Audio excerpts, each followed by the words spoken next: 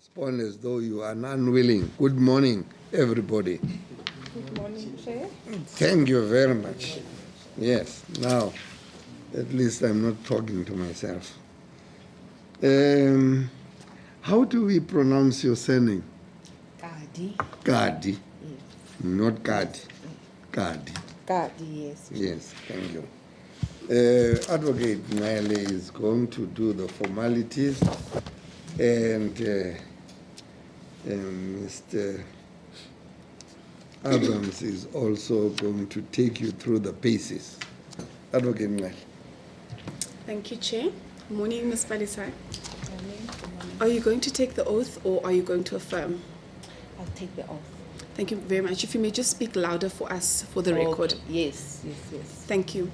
Ms. Palesa Kadi, do you swear that the evidence that you're about to give today is the truth, the whole truth, and nothing but the truth? If that is so, please raise your right hand and say, "So help me God." So help me God. Thank you very much. Ms. Palesa, you have now been sworn in as a participant in the SJN hearings. We should really be ending your testimony now, but we're only starting now. But Mr. Abrams will tell you how much time you have. Thank you, Chair. I appreciate it. Good morning, Ms. Kadi. Good morning. My name is Lloyd Abraham. My role is to help you present your story before the Ombudsman as best as you can. We have had regard to your submission. It's quite comprehensive. And so I'm going to give you a free hand in presenting your story. So in the scheme of things, you'll have interjections from time to time from any one of the three of us to ask questions of clarification. I just want to remind you that we've got an hour and a half to present your story.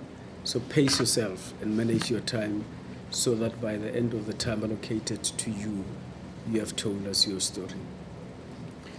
And I also want to remind you that please be as specific as possible when you refer to incidents and so on, because we believe you are going to tell the truth and nothing but the truth. Yes. So it's vital, the Ombudsman must not have to read between the lines, as it were. Okay. So it's vital that you say things as they are, because this is precisely what this forum is for, to tell the truth and the whole truth and nothing but the truth. So before you start with your presentation, it would be great if you could just give us an introduction of who you are, your background of your involvement in the game, and touch on exactly what brings you here this morning. So the floor is yours. Thank you. Thank you very much, Mr. Abrahams. Just before you start, I don't know whether it is something to do with our sound, but I've heard it now more than once from SAFM apologizing for the quality of the sound. And I have always been quick to say, but that is how we received it from the SJN project. So we must make sure that from our side, there is nothing that will be referred to by SAFM as being responsible for the quality of the sound. So please make sure that we have as good a sound as we have when we are here. Okay? Over to you, ma'am. Thank you very much, Chairperson. Thank you, Mr. Abraham and Advocate Ngele. My name is Palesa Kadi. I was born in Port Elizabeth. Now it's called Gqeberha. I have been associated with the sport, I can say, through birth, as my family played the sports. My father, which I alluded to in the submission, started playing in 1966. And in 1979, October, I was born on the 18th, my father left for the tour with his SACOS colleagues to go and play with Transvaal and Natal at the time, which was the Hoa Bowl Championships. He was already playing for EP Cricket, which was also a team selected with particularly All Blacks and Africans, Indians and Coloureds. The sport also became part of my life because as a young African child, you cherish to go to things like a town once in a while, but my options were limited as I would follow my father to the Oval. There were various families which we were more familiar with because I would spend with my brothers more time with them in the field waiting for our fathers to finish the game at Ad Hoc Stadium in Port Elizabeth. And some of these families, then we were part of them in one way or the other because we would play and got to know the game. But beyond that, I have also continued to watch and observe the sports. I am a student of history. I have a master's in history, currently doing my PhD with the University of Pretoria, writing about public memory and public discourse, and also the promise of planning. And this also contributes to my daily observation in terms of how things are and what is it that one can bring into the table. I also serve in boards. I've started, and one of my professional boards that I started serving in was the EP Cricket Board, amateur cricket board in Port Elizabeth. I've also served for NGOs, community tourism, and also grew up in a very sports-loving community of Port Elizabeth, where initially, going just a bit back, I had been part of a program called the President's Award Youth Empowerment Program. And in that, I had to choose a skill, and I chose first aid. And from there, I had to choose a community where I would impart this. Some of my peers chose prisons, hospitals, and so on, and I chose sports clubs to assist them with those services. And the sports club I chose was the United Cricket Club, together with the Spring Rose Cricket Club. And these were clubs that were in my immediate community. And all players would pass through my house going to the Oval or going for their training. So it was also easy for me, but I was very familiar. So I did that and received a gold award for serving my community with that. Beyond that, I also became part of a club administration for United Cricket Club and also Spring Rose. This was done through my participation of wanting to assist because I was known previously as someone who's a first aid. I would sit in team meetings, I would listen, I would be taking minutes sometimes, and then an official role when I was a bit older, because this was after my university career. Then I started being formally part of these clubs. I assisted the clubs in obtaining lottery funding. I would do the proposals. I would speak to lottery coordinators for sports. I would call our club chairpersons and presidents just to be very clear in terms of what was needed. So with both sports, rugby and cricket, I have been very instrumental. Sometimes it felt a bit lonely because I would be the only young girl or woman in the team, in the executive, sitting with legends, veterans, and administrators. Sometimes we will receive, for instance, Mr. Mali or Mr. Majola in our meetings, and I will take those minutes, send them to their offices, and also keep them for the club. But also I learned a bit more about the requirements of the sports, that there are just too many requirements, and cricket, it is an expensive sport. I've seen this at home.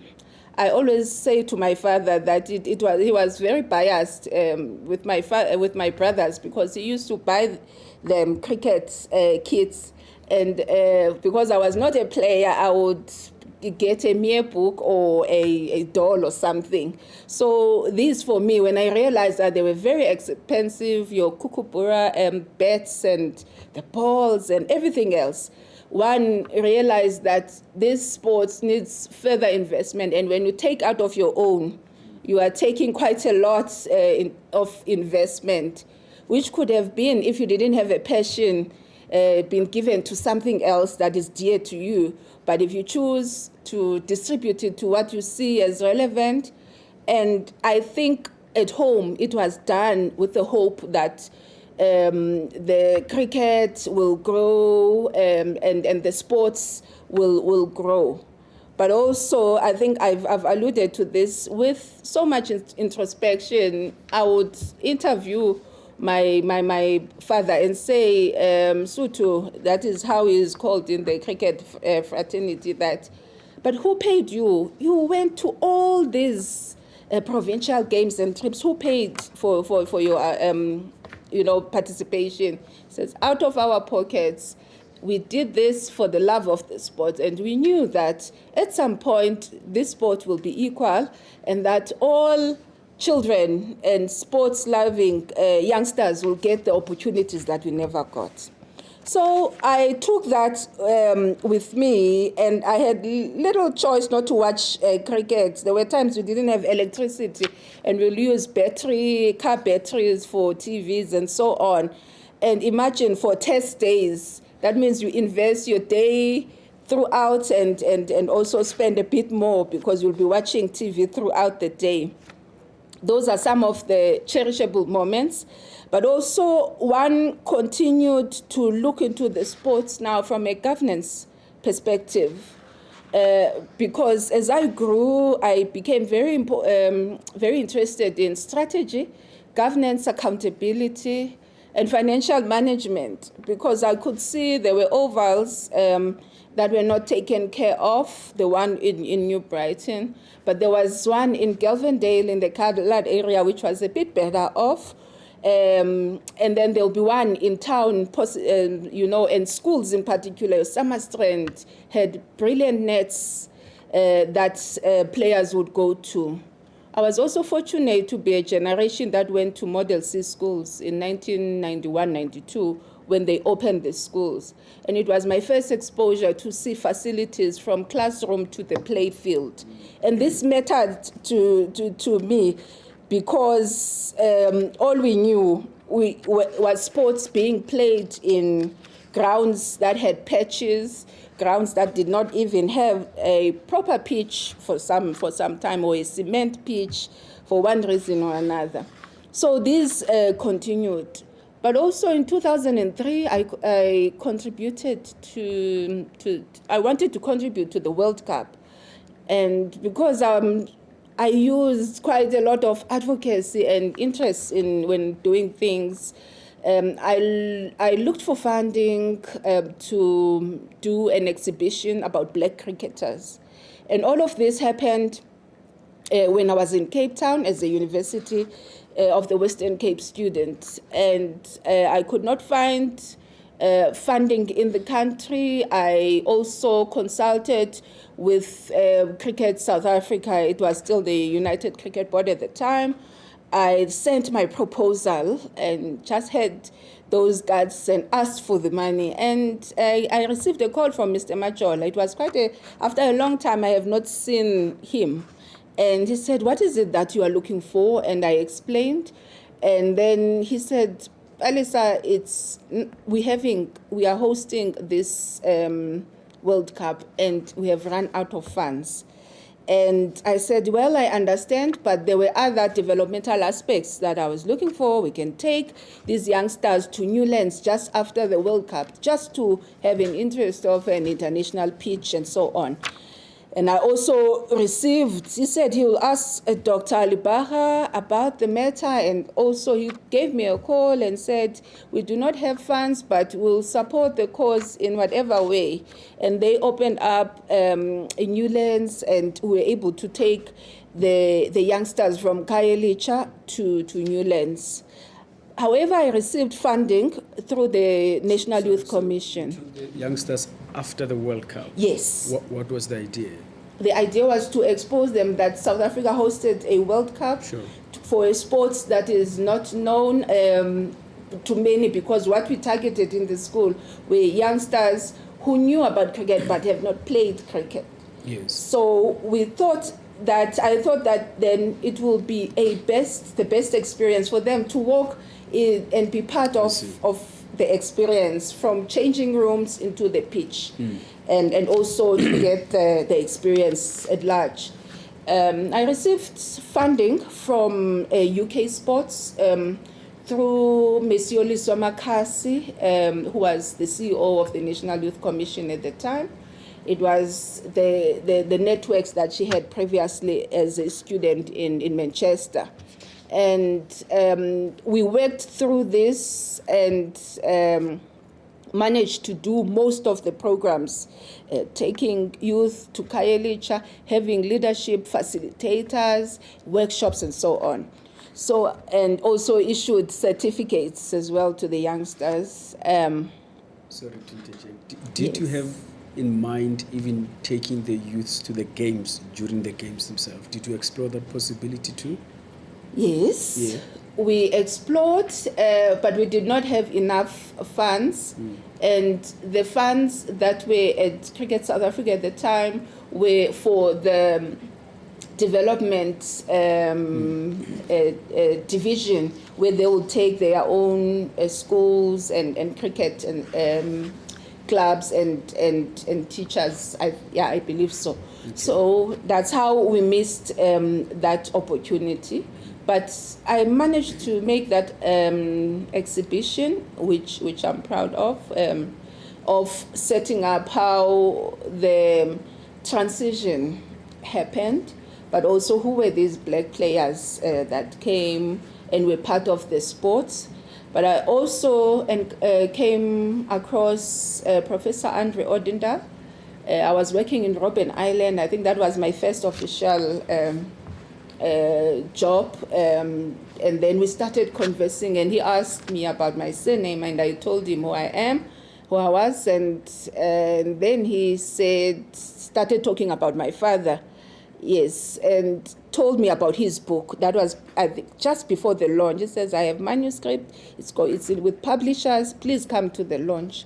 And I became part of that as well, and really felt some form of a relief that one could find a publication that spoke to people we knew, and especially also that I encountered cricket at a very early age. Therefore, some of the revelations and narrations came through where they played and how they played as well. But it was really a very comprehensive history that's in the book, The Story of an African Game. I then went to the Nelson Mandela Metropolitan Municipality, offered a position as the head of arts and culture. And my office was just next door to the cricket oval, St. George's Park. It was through a parks arrangement. And beyond that, then I would just go and listen. But what happened really was some of the meetings when I returned home, now moving from the Western Cape, Cape Town to Port Elizabeth, some of the meetings, the club meetings, then that's when I rejoined again through administration. Then this was also at the formulation of the Black African Clubs, Cricket Clubs Forum. And many issues were raised, many issues of accountability, issues of transformation. Why are we not getting anywhere at the time. That was 2004, 2005, and there were not a lot of answers at the time, but there were a lot of initiatives that were not hitting the ground. There was Baker's mini cricket, but then one would go back and say, if out of 10 schools, there's one school with a proper cricket pitch, what does that mean? How are we supposed to get the output? And how are these children taken care of? There were bursaries, scholarships that were issued, which were also not as clear. And for me, then more clarity came when I became part of the EP Amateur Cricket Board, when I saw how issues of transparency, governance, and just accountability were not in place. Let me just ask you, when you say there were issues of transformation, I would like you to spend a little bit of time in telling me what, one, you understood transformation to be in the context of where you are involved. Two, what the others understood, if they did, what transformation was all about, if it ever was discussed between you and them. And then thirdly, obviously, to what extent transformation did not just become an issue, it became something that was either ignored in implementation or was implemented in some ways. So it's three things. Yeah. Thank you, Chair. I think... Just pace yourself, don't lie. Yes. Yes. Yes.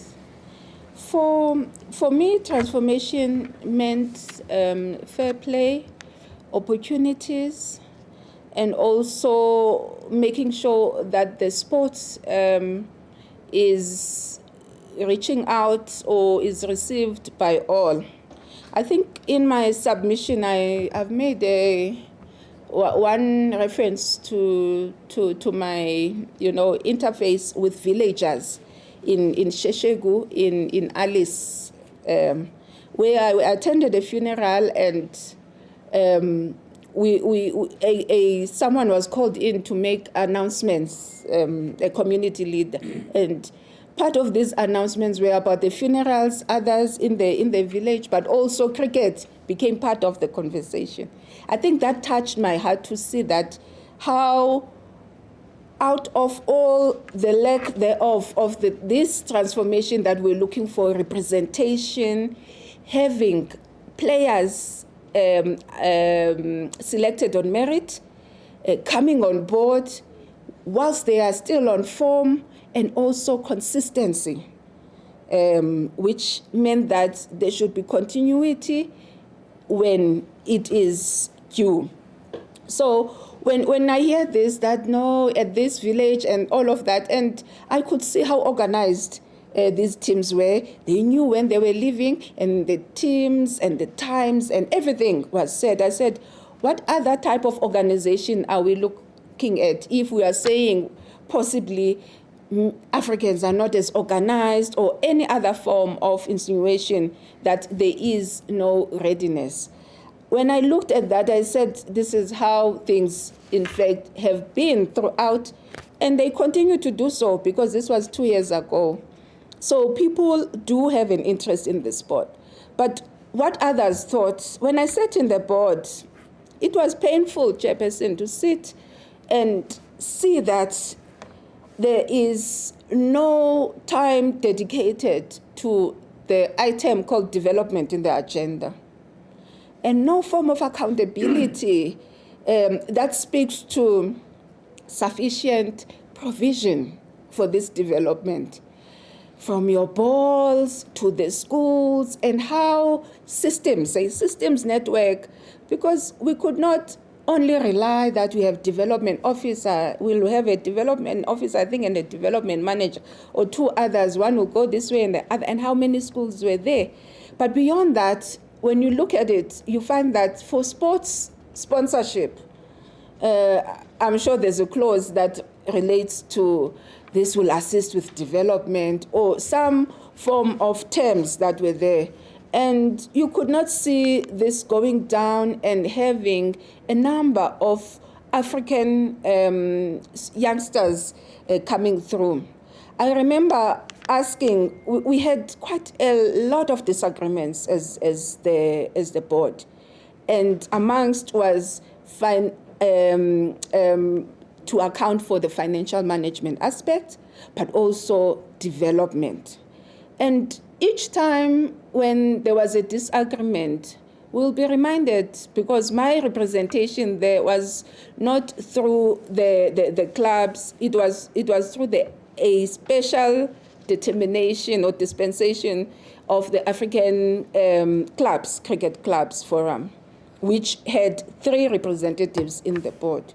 And each time we'll be reminded by the CEO, it was Mr. Emsley, that no, remember your affiliation or your existence still needs to go through the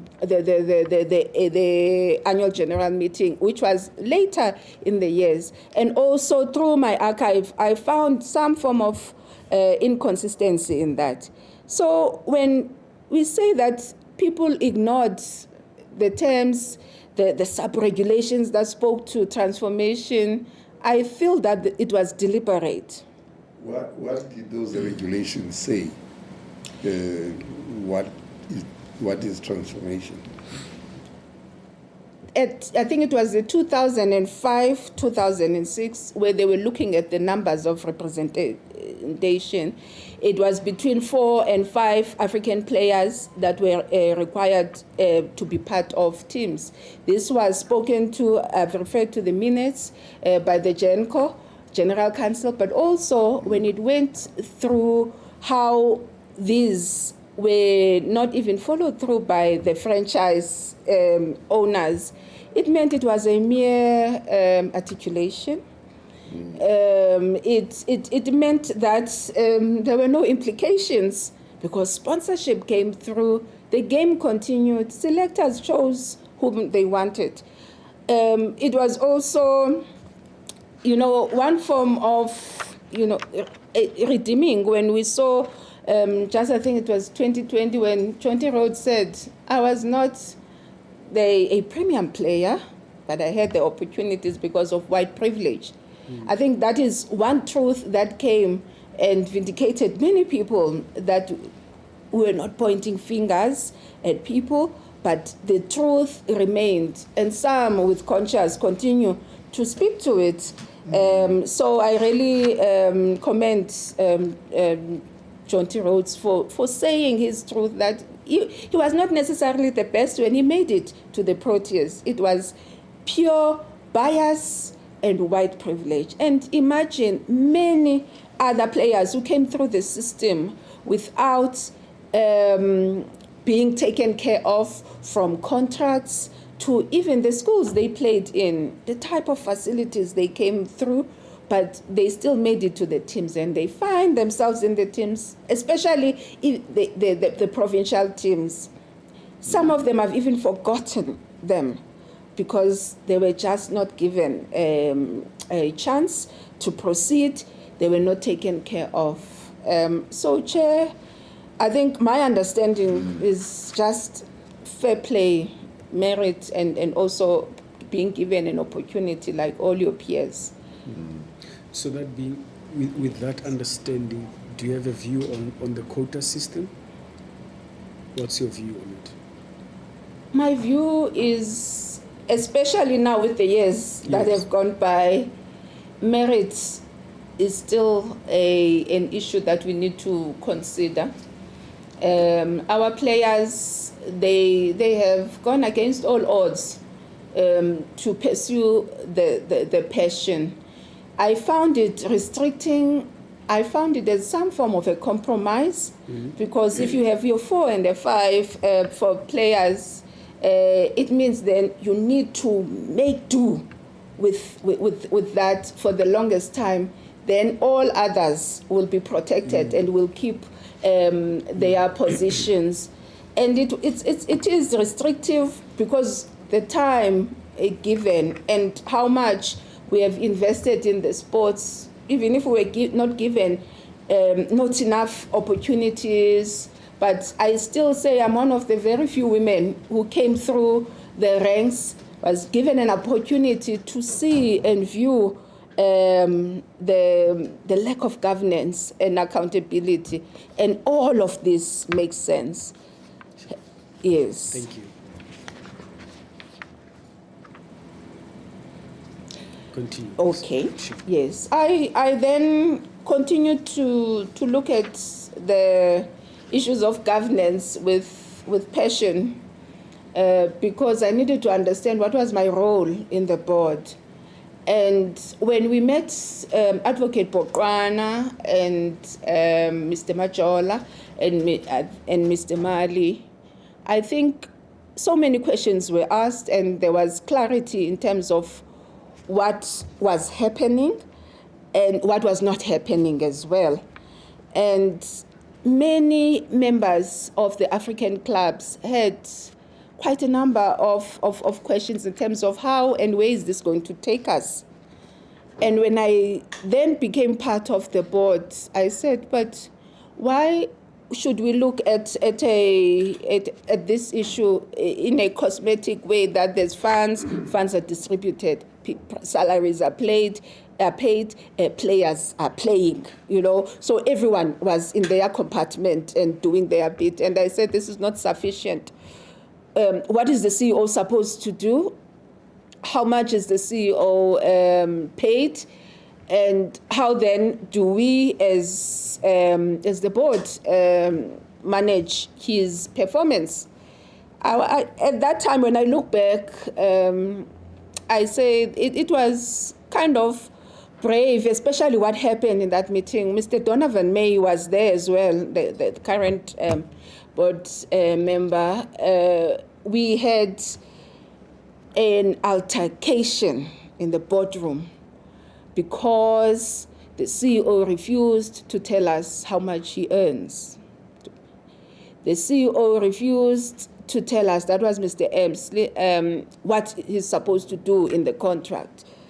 And we almost had a walkout that day. But I said, also having a chairperson of the Black African clubs, cricket clubs, Mr. Mike Boy, I said to him, let's listen and also receive this in writing, this refusal. Mr. Uren, the late Mr. Uren, then said he needs some time to see how best he can respond to us. And we were 2 representatives of the African clubs in the board. And it took 3 months later, he wrote and said he's unable to accede to the request.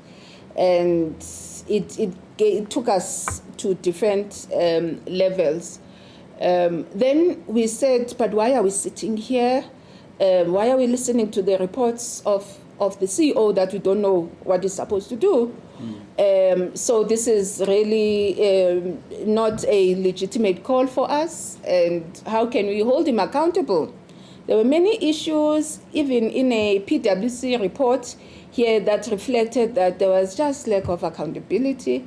I don't know whether to attribute it to lack of capacity or just intentional negligence in that regard, where things were not accounted for, monies, checkbooks, bank records, many issues. At school, I used to even tell them at school I was called Miss Petty Cash.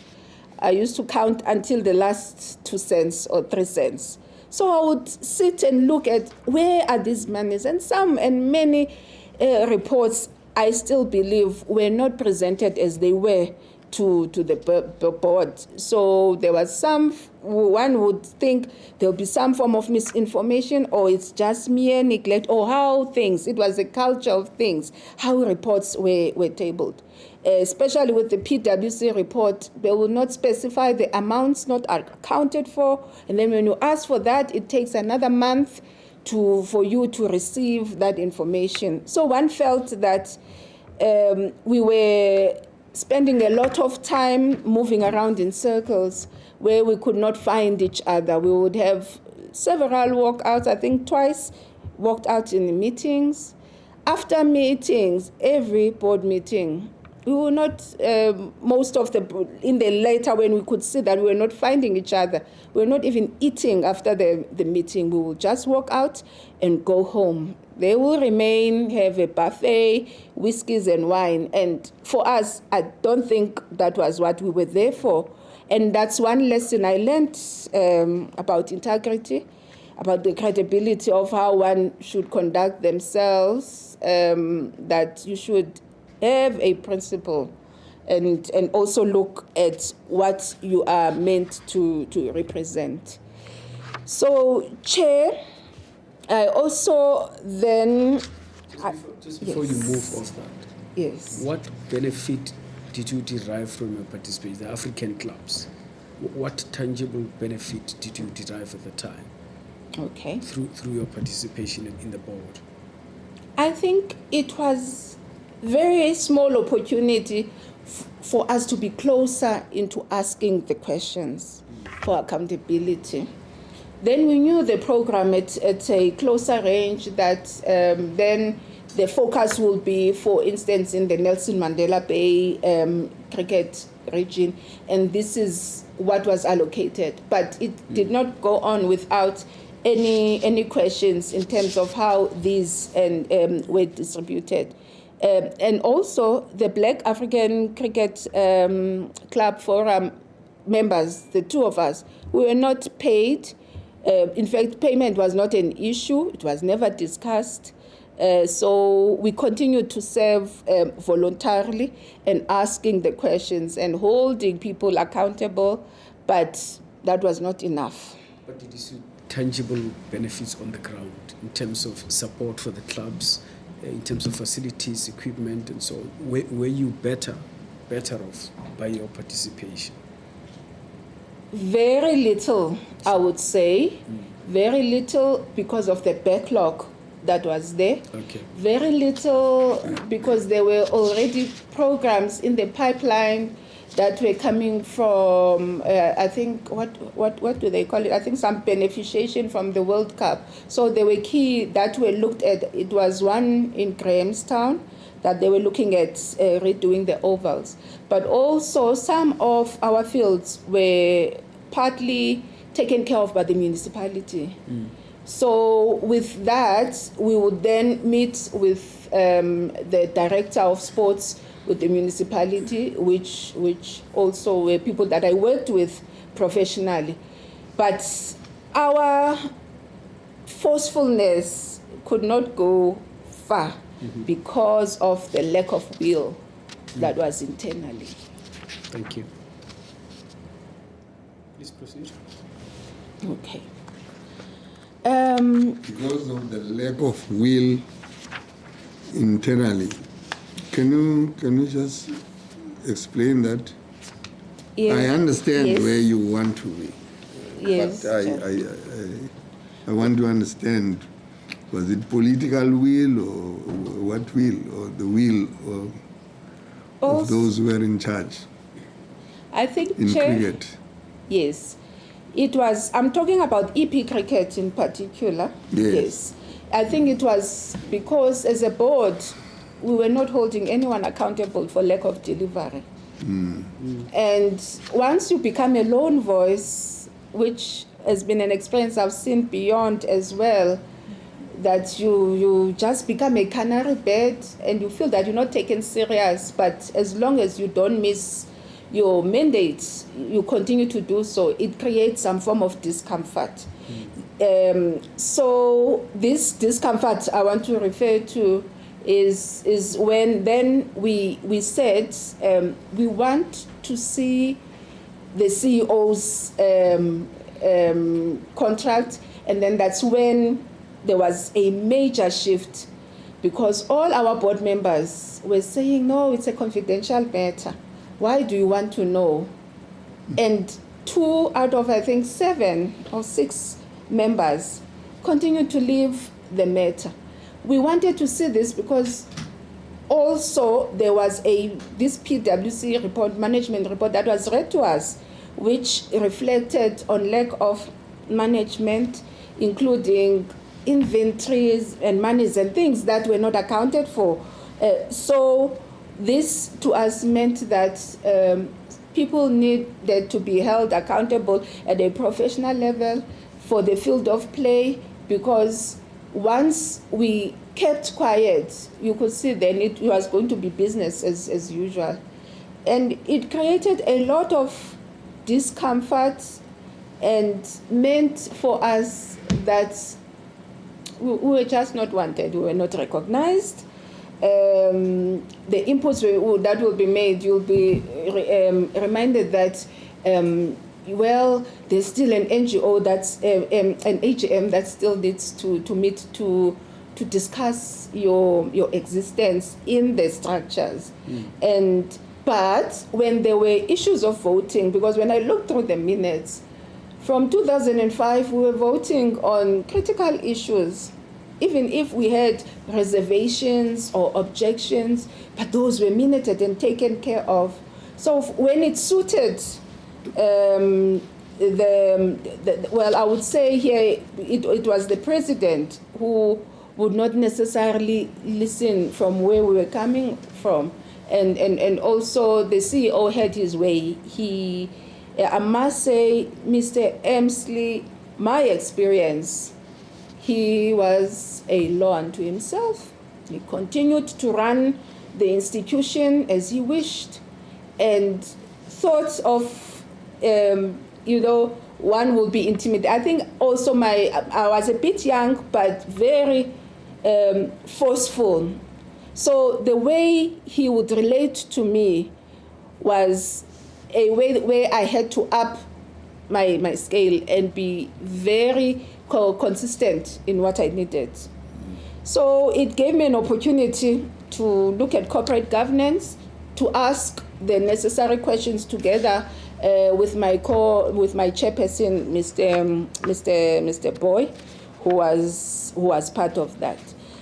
I think moving from, there was also issues that were very annoying and sad to some point, issues of the president's suit, where you would enter there, you are a board member, you would see quite a number of veterans, people who played there in the in the frames, and they form part of this, but less Africans. And this really bothered me to some extent, because there was no policy, there was no system that was consistent in dealing with this.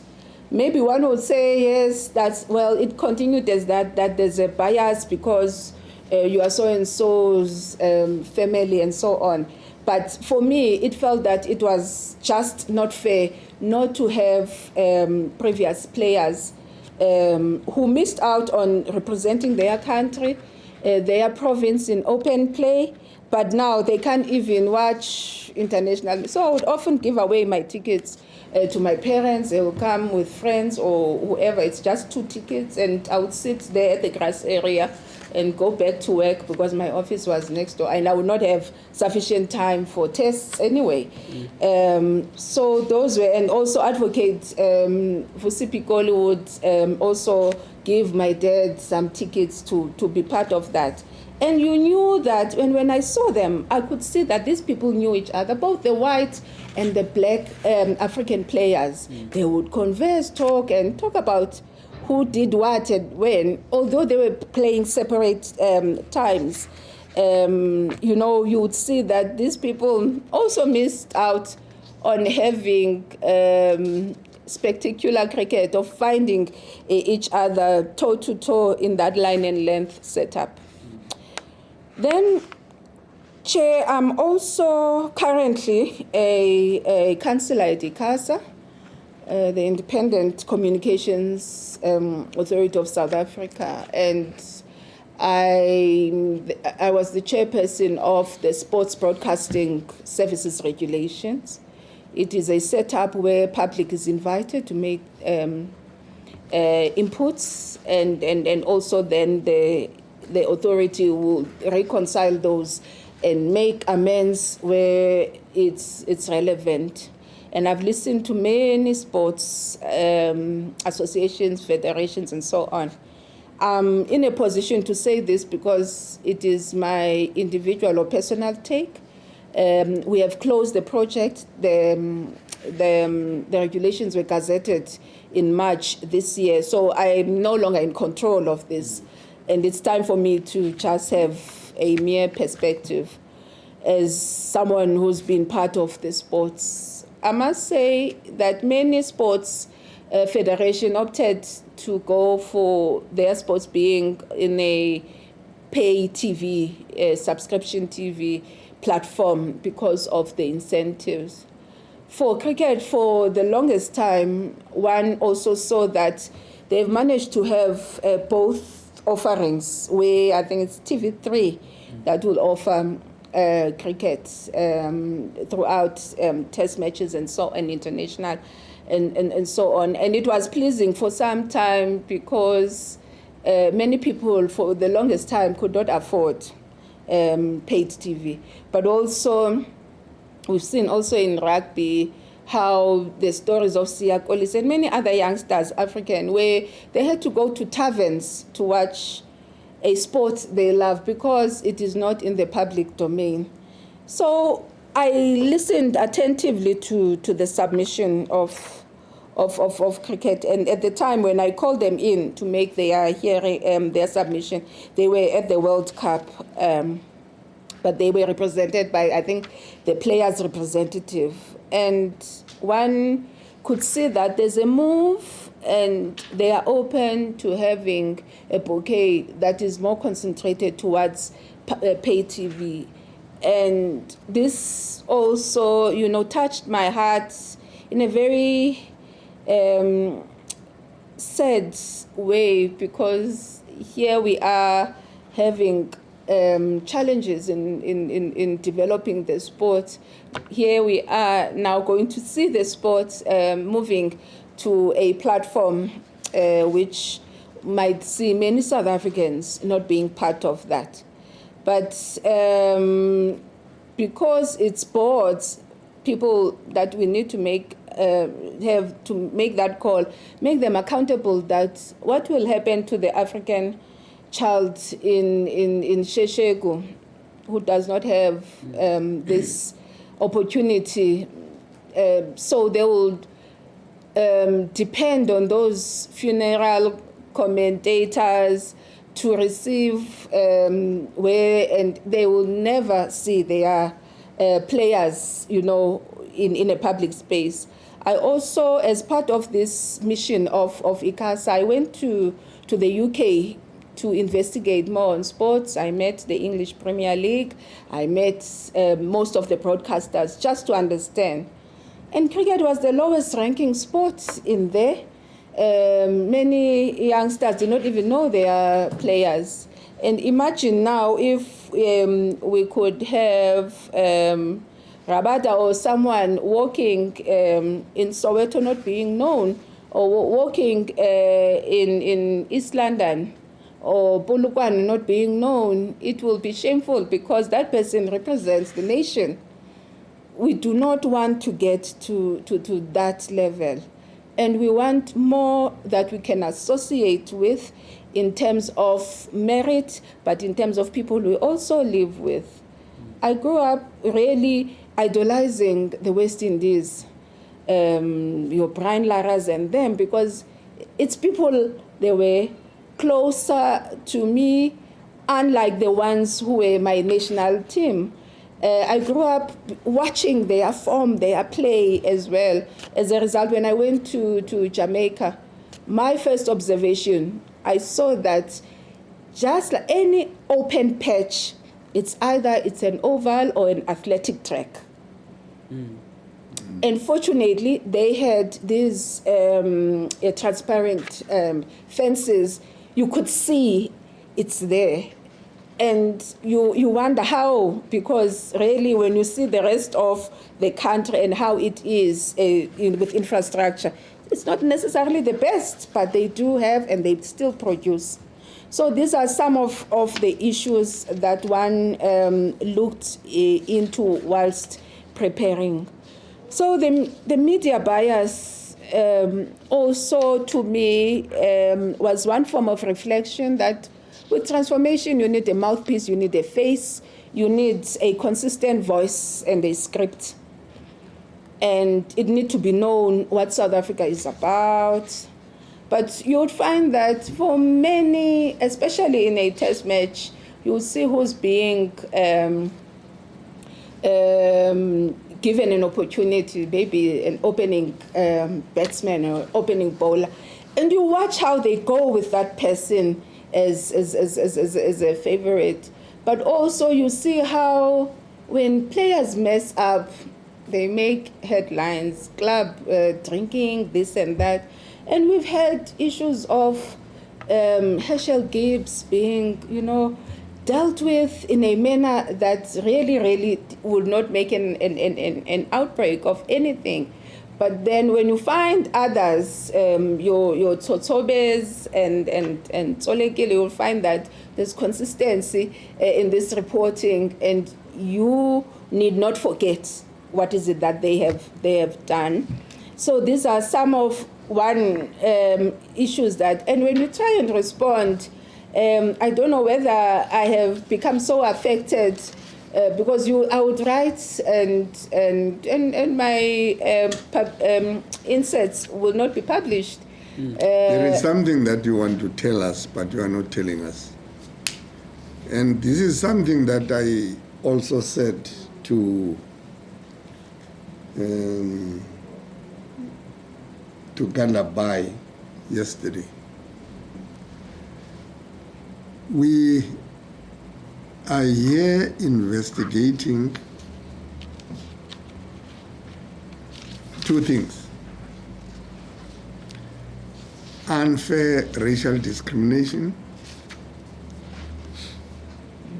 unfair gender discrimination. And the mandate period is 30 years, from 1991 to 2021. 1991 is a marker because in that year, cricket announced to the world that it was now a unified entity, whereas there had been cricketing clubs or entities that were formed along racial lines. There was now a commitment in the so-called unity talks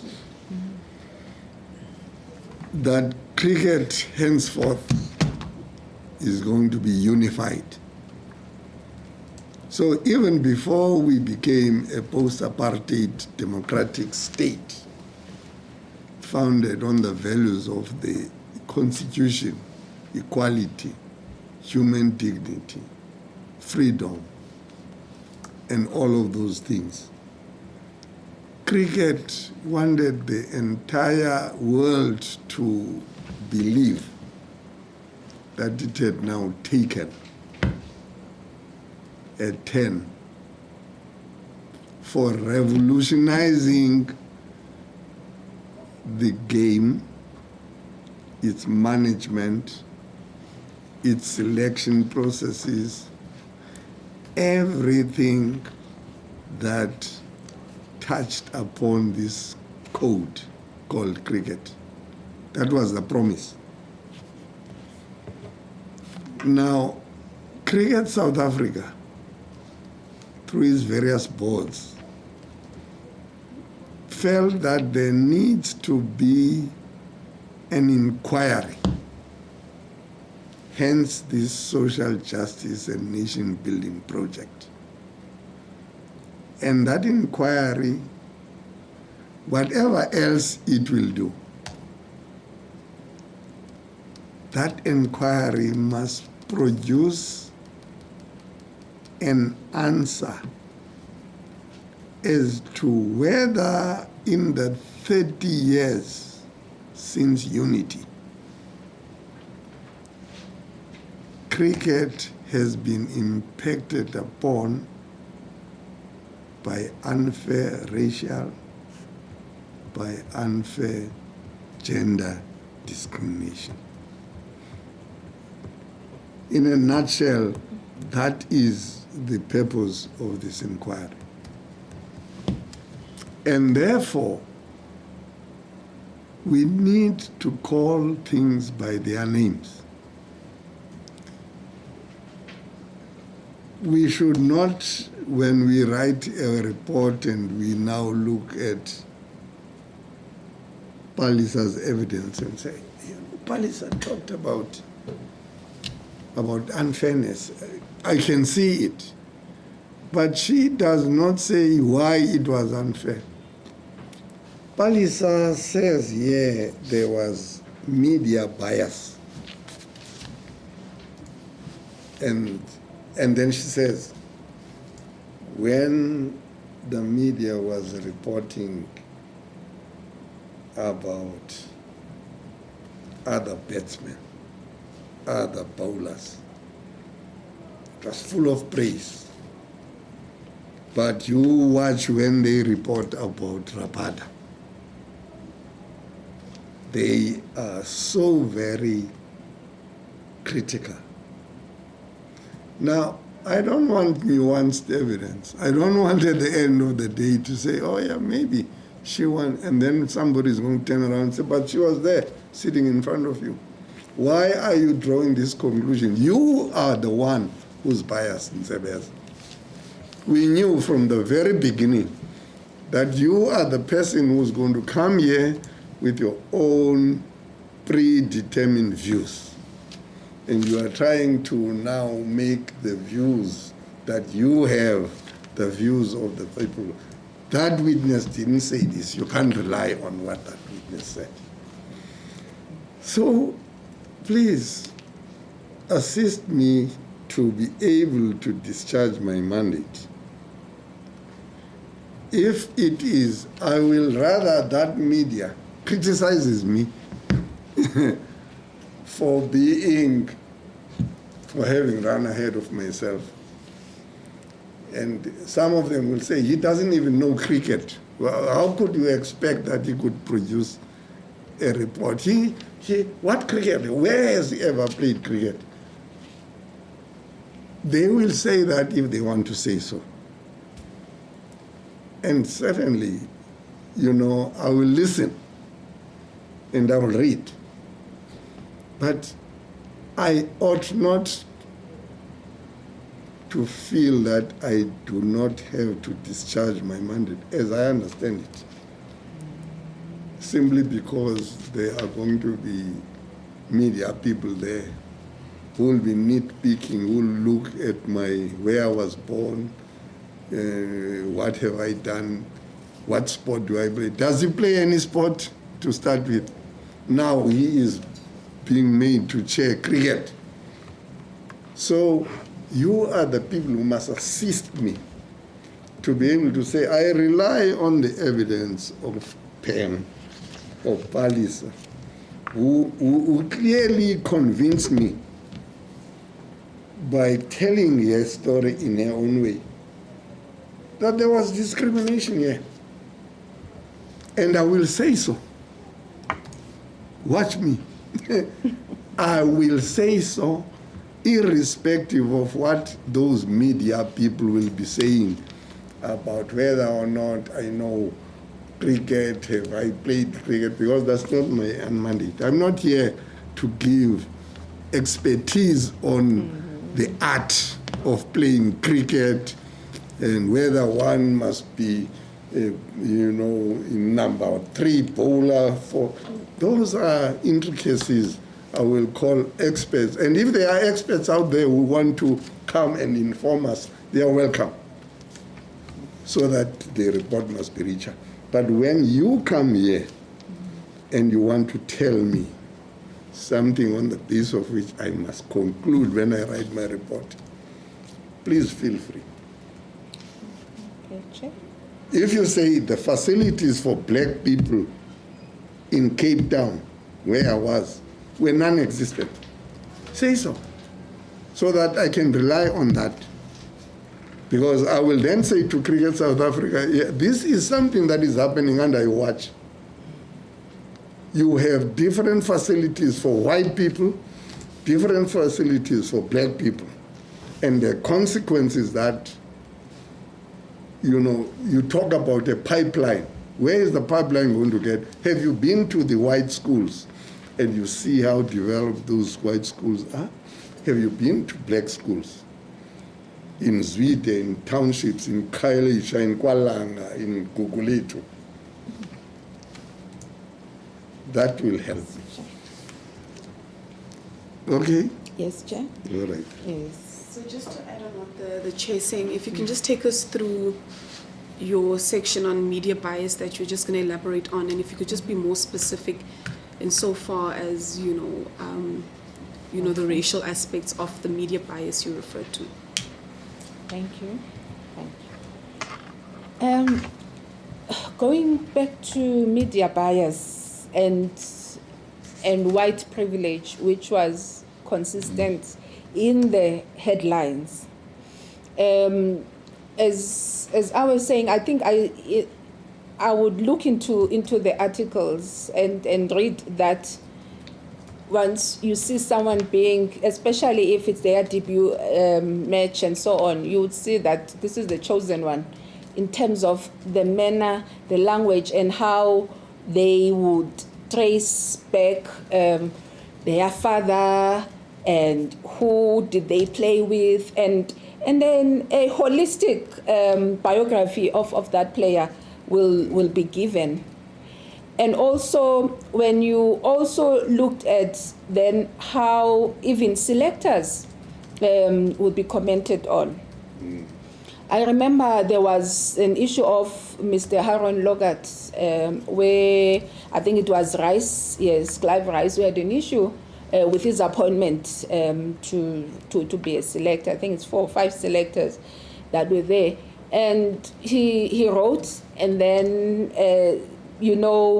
just almost dismissing his knowledge of the game and also what offering he has as a former player. Just pure undermining the character. Then I responded and made a reflection in terms of what black players and African and Indian players sacrificed, whilst many players who were not for non-racialism continued to claim to represent South Africa in many platforms until there were sanctions, until they had to be stopped. For many years, people believed that they were representing South Africa in cricket. So I think, Chair, my inputs were also to find ways of making an impact, not talk in meetings where we are not going to be heard, but also make these submissions to the media. I have about 4 articles, for instance, which in response will not be published. And they will give you a disclaimer saying that they don't have a prerogative to publish an article, but they will also not give you a reason why those would not be published. I also continued to say that I think it was an article when they were saying Mr. Lonwabo Tsotsobe was out of form, not deserving. He was peaked. I think it was, yeah. And then when one looked at that and said, but what does deserving mean? Where are we in South Africa, and how do we then make sure that all players are given an opportunity? Tracing back his family history, I went on and wrote, and that was not published. And also from his school terms and playing, and who also groomed him, and no one took that up. So I could sense that I experienced it, but also through the continuation of a narrative that players, the status quo as it is, was working. 4 or 5 will do, but let the rest do the rest of the players do the good work. That's when I said, but we've always said that when a player, when it's out of form, anyone can see. And when we see these players, they are continuously selected, even when they fail to do that. When Rhodes said that he was not necessarily a premium player at the time, I said, here is one truth, and how many others can reflect on that. The issue on gender, Chair. Just before you go to gender, yes. Which specific media platforms did you write to and you were not published in response? Yes, it was Avusa, yes. Which was mainly the EP Herald. It was Avusa, and I think before that there used to be Jonic Media. Yes. Okay. I have to disclose that I was chairman of Avusa for a number of years. I should have written to you, Chair. I always go for the top. Yes, it pained me a lot, Chair, because I would spend time and wanting to put this, because any inputs, I have access to media so far as 1865 and all of that. And when you cannot see regular and names that you know, what is the mere point of being a researcher? Why should you continue at some point? Why should you learn about the other and not your own people whom you know that they have been part of that? I think I've termed this as my last over, the gender discrimination. Palesa, before you move on, yes, I want to ask you, would you say that the South African media promotes racism? Yes. The South African media, very biased. They continued to look after the players. I've even said they were chosen players whom they would not budge in looking the other way or looking at mishaps, or when out of form, it will not be said so. Until you just see, or you don't see a player coming through in the next election, it will not be said that it's form that is impacting. But when it's black players, it will be form, it will be discipline, coming late to play, just a lot of overcompensating with information that will put a player down. I said when there's one element I refer to as separate development here. When we saw that there was a development academy and there was Mfuneko Ngam also continuing with his academy as well in the Motherwell area in Port Elizabeth. And then one thought, here is some move to really capacitate. But we could not see any products from that, especially in the Ngam one in my time. And I don't know what happened to that initiative. But one thing I said, they missed out on self-mastery as a form of training and Ubuntu for these youngsters. Maybe the generation of Smith now would have had a better perspective, because we cannot rely on what people are taught at home. But when you say you are a team, it means you depend on each other for the results. Therefore, some form of emphasis needed to be put, and one could not see. They were taught about eating and media interviews, but that reflection of why are you a protee? Why are you part of a South African team? And what is South Africa to you and to many people? So that part, Chair, meant that they've missed on the development aspect, and I hope that it will be taken care of speedily. The gender aspect, Chair, I've always felt, because I grew up with men at home, young boys and so on, and this cricket and rugby, I have always taken things as they come. I've never played both sports, but I think how often I've conducted myself, I do not have fear. In many circumstances, when one had a meeting at the Nelson Mandela Bay, I realized that, I think now it is because I am a young black woman here asking questions that I am treated in this way. In most meetings, there'll be one representative of women's cricket, sometimes coming in, sometimes not, but I'll be the consistent woman in the meeting.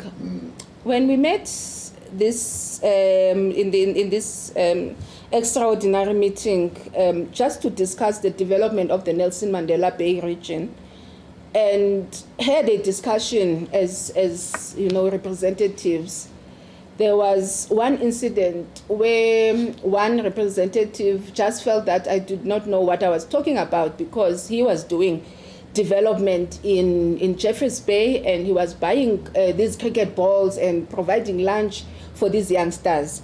The member was Mr. Ben DeForce, and then he started raising his voice when speaking. And I am chairing this meeting. And then when I said, please do not raise your voice when speaking to me. If it's done elsewhere, it's not acceptable. Right now, please, and he continued, and using gestures, hands, and so on. And then he stood up from his chair, and you could see now he was angry and coming towards me. I said, because if you do that at home, here you are not going to do it to me in particular. Then he started charging towards me. I don't know, I also forgot that I was in the meeting because I stood up and charged towards him as well, which was kind of, and it really derailed the meeting, but I felt that I was under attack as a woman, because he kept on saying, what do you know about cricket? You people. And when it starts there, because you would see that we've heard this in schools. We were there in the Model C schools when we were called these names, and it was not a good feeling, because you are not you people in your country. So when I wanted, and then I went on and went to the police to charge this man for intimidation and all of that, I could not be given his address by the structure where he stays, so that we could go to his. They said they don't know. He did not fill in his. I even reminded Mr. Siponondlo, and I said, do you remember that fateful day? I still recall it, because you undermined and you let people undermine me. Why would you not have an address of a member whom you refer to as a representative of people for the sports? So it continued, and when I went, then I was told by the police I must wait for when there's a match, then call a police van, and then look for him amongst the people and go and point at him. Now, it's really a hide-and-seek, mouse and cat setup arrangement, because he would see me coming with police and he would run. It ended up where he was not even attending now these test matches, and I never saw him again. So that was one incident that really told me that, yes, the questions are legitimate, but there's something here that is discomforting, to be asked by a woman so many questions about the work you are not doing. So the matter was left unattended to, and I also left and relocated to Bisho, King Williamstown, for a new position as a director for 2010 FIFA World Cup. So all of these have really been my inputs, reflections, but it really leaves a sad state of affairs that it's almost 30 years later, Chair, and post-democracy, we do not have much to show the world, and yet we have so many we have so much talent, and that we have not held people accountable for transformation. Hence, I'm proposing a transformation barometer. At work, you are performance managed. Your contract tells you what you must produce. And if transformation has not been part of this, then these big payouts of contracts to professionals, in particular in the system, then it means we have not been true to ourselves. But we have kept it for far too long as well, insofar as not being forceful to that. So consequence management in terms of asking the questions. Yes. On the transformation barometer, how do you see it working? Mr. Abraham, what I have looked into, maybe it's the reports one is in terms of development, you would find that you set targets and manage those in terms of the time you have, be it quarterly. Here, it can be by season to season, so that you see there's consistency, that there's openness in selection, and that when form is not there, you are able to, to take out those players. So in us formulating a barometer, if the targets are not as clear, and if the targets, people are not held accountable. For instance, if out of the 4 or 5 African black players in the system, quota system, one of them or 2 of them get injured, what then becomes, And for us to see that even that compromise is not working for us, it means that merit should take place. But how do you expect merit when we do not have nets in our schools? Ovals are not there. So many schools do not have cricket ovals. Trainers are not there. School sport is not increasingly improving the holistic nature of how education should be. It brings us into a backward thinking, because we want to attain a certain status, but also some of the requirements are not met, and there are multi-stakeholders here. But what I do not want to leave behind is corporate South Africa. When you give money, when you support an initiative, you expect accountability. What is their say? Have they come here? Are they in acknowledgement that they have given money for beneficiation of the few? Because the benefits of all these sponsorship, it meant that same players will get major contracts and will be paid. So it's a few pockets that would benefit, but also recognition of players who were underpaid. I think this will not leave them in good standing. They are paying.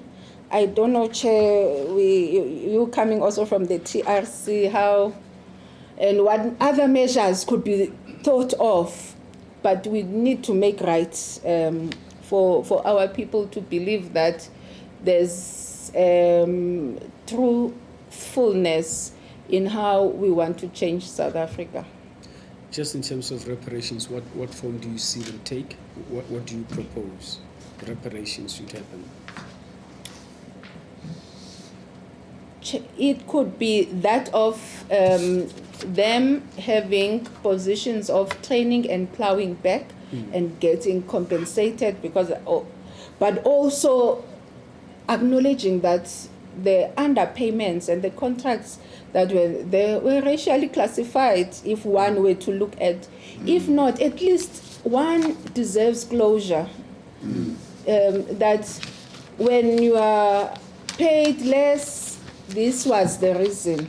So that you know that you have been dealt with by the system, you have closed that, but because of the passion, you can continue to contribute. I think those are the two, but also our legends, they also remain very critical in this setup. You find that in football, I mean, there is no football without a legends team going through first and playing, and it is just not for the mere game, but it's to also exhibit the type of talent that was there. I mean, we've seen Tatu Jomosono playing at some stage, and it was exciting because when he played, I was pretty young or not even there. But now when you see him, just a few moves, just to give people an opportunity to be part of this integration. We have not integrated well. We have missed some aspects, and one of them is Ubuntu. What do you mean? To care for the other, and you do right as well. But also when you reflect on Ubuntu in South Africa, you need to say racism is racism. And that racism should be not tolerated in this South Africa. And that the person who is brown cake or brown in any form has the same blood as the other one who is much lighter. So subscribing to racial means is not a reflection that we have not moved on, but we have not seen that racism has been taken part of the equation to prior 1991. We have seen ill treatment of members of play who were coming with some, but also just the professionalization of the sports, especially in the franchises and the provinces. There, what I observed, my personal experience was that a CEO is left to do their own and not necessarily managed because they've been there for the longest time and they continue not to be held accountable. Maybe now things have changed a bit, but my experience was bad. I wish we had time. Yes. Time is the enemy of all of us. But let me thank you, because your input has been thought-provoking, which is exactly what I would hope this project is going to benefit from. Every single participant up to this point has made our task, on the one hand, easier because we have now a better understanding of the perspectives of people who have either been players or have participated in some way in the cricketing sporting code, either as, players, administrators, or people who have just established their own academies. That's the one thing. But on the other hand, it's thought-provoking because it then begs the question. If in 1991, the Republic of South Africa, as it then was, pre-1994, but even at that stage, 30 years ago, there was a commitment to leveling the playing fields, leveling the benefit fields. Hence, there was this desire to have one cricket, one nation. What has happened? That is the question. And we would hope that at the end of it all, we will reflect. We will even reflect on what the media is going to be writing as we speak. Yes, yes. And we'll put that all together. The one thing we are not going to do is to take for granted testimonies such as yours. Because we cannot proceed on the basis that we had nothing to do. And then you felt, oh, there's a thing is happening. Let me go there just to while away time. I don't think that is why you are here. And we are going to listen to you, and we are going to take into account what you have told us. Thank you very much. Thank you, Chair, and thank you to the members for the opportunity. I think this is really a historical moment for me as a South African woman interested in sports development. I wish you all the best and that we don't find ourselves in this predicament once more. Thank you. Thank you. I can't promise you. Yes. Tim.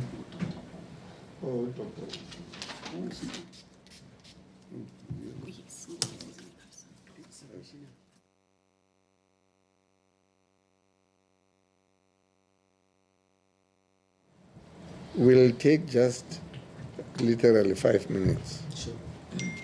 That should take us to 12:45. No, yeah. 12:45.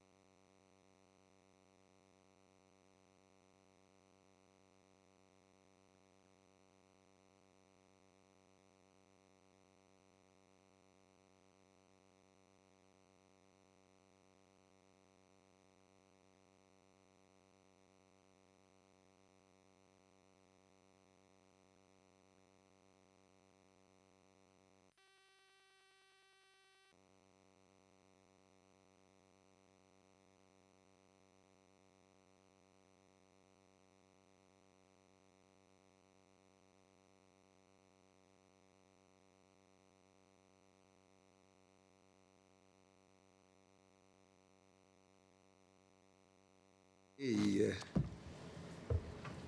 Dr. Opa. Now, Good day, Chairperson. how do we pronounce your surname? Nkagisang. Nkagisa. Correct. Ngasa. Nkagisang. Ngasa. Yes. But there is no I between the G and the S. There is an I. Oh, okay. I'm sorry for the typist having murdered your surname like this. Yeah. Well, Dr. Ngakesang, Advocate Dumisa is going to take you through either an oath or an affirmation, and then you'll be taken through the paces by Mr. Lloyd Advocate. Thank you, Chair. Is it afternoon? Yes. Afternoon, Dr. Nkagisa. Afternoon. Are you going to take an oath or are you going to affirm? I'll take an oath. Thank you very much. Dr. Opa Nkagisa, do you swear that the evidence you're about to give today is the truth, the whole truth, and nothing but the truth? If that is so, please raise your right hand and say, "So help me God." So help me God. Thank you very much. You've now been sworn in as a participant in the SJN hearings. Okay. Yes. Thank you, Chair. Mr. Good afternoon, Dr. Nkagisa. Good afternoon. My name is Lloyd Abraham. My role is to assist the Ombudsman and you to present your evidence as best as you can before the Ombudsman. And so in the scheme of things, I or any of my colleagues here may interject from time to time to ask questions of clarification. We've seen your submission. Yeah. And so your submission is on record. So when the Ombudsman sits down and does his report, he'll consider it because it's already here. Are you on record? Oh, yes, I am, sir. Oh. So what we'd like you to do really is to tell us your story in your own words, as it were.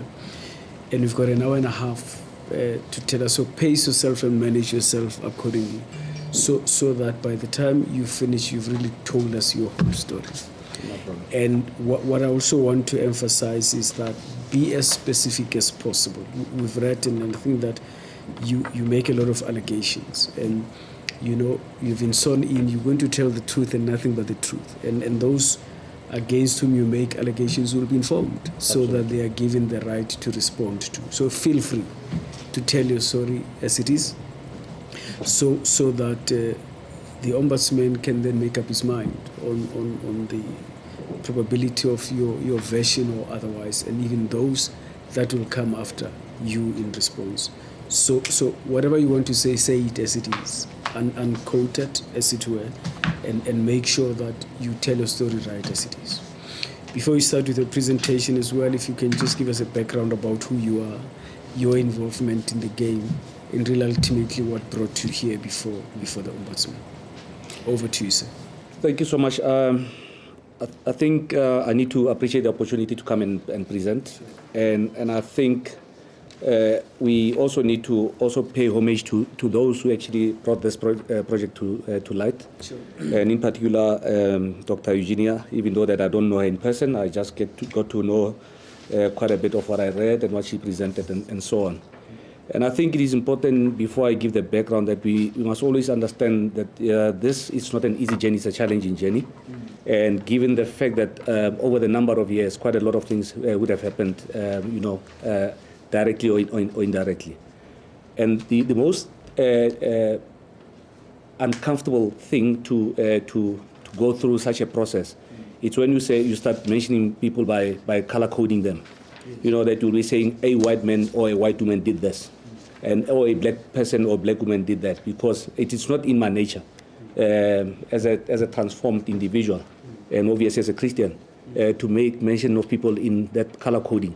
But I think it is important for us to be able to get to a precise understanding of what the pains would have gone through. Yep.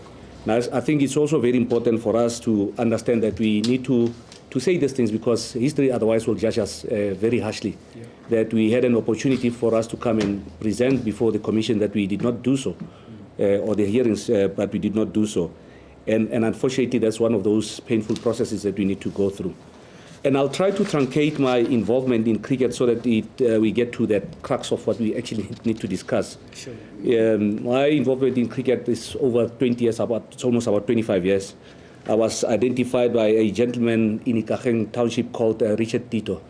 He was a teacher then, I was also a teacher, and they needed an individual who can travel with one of the Northwest teams to the now defunct Nuffield Week. It's now called Coca-Cola Week.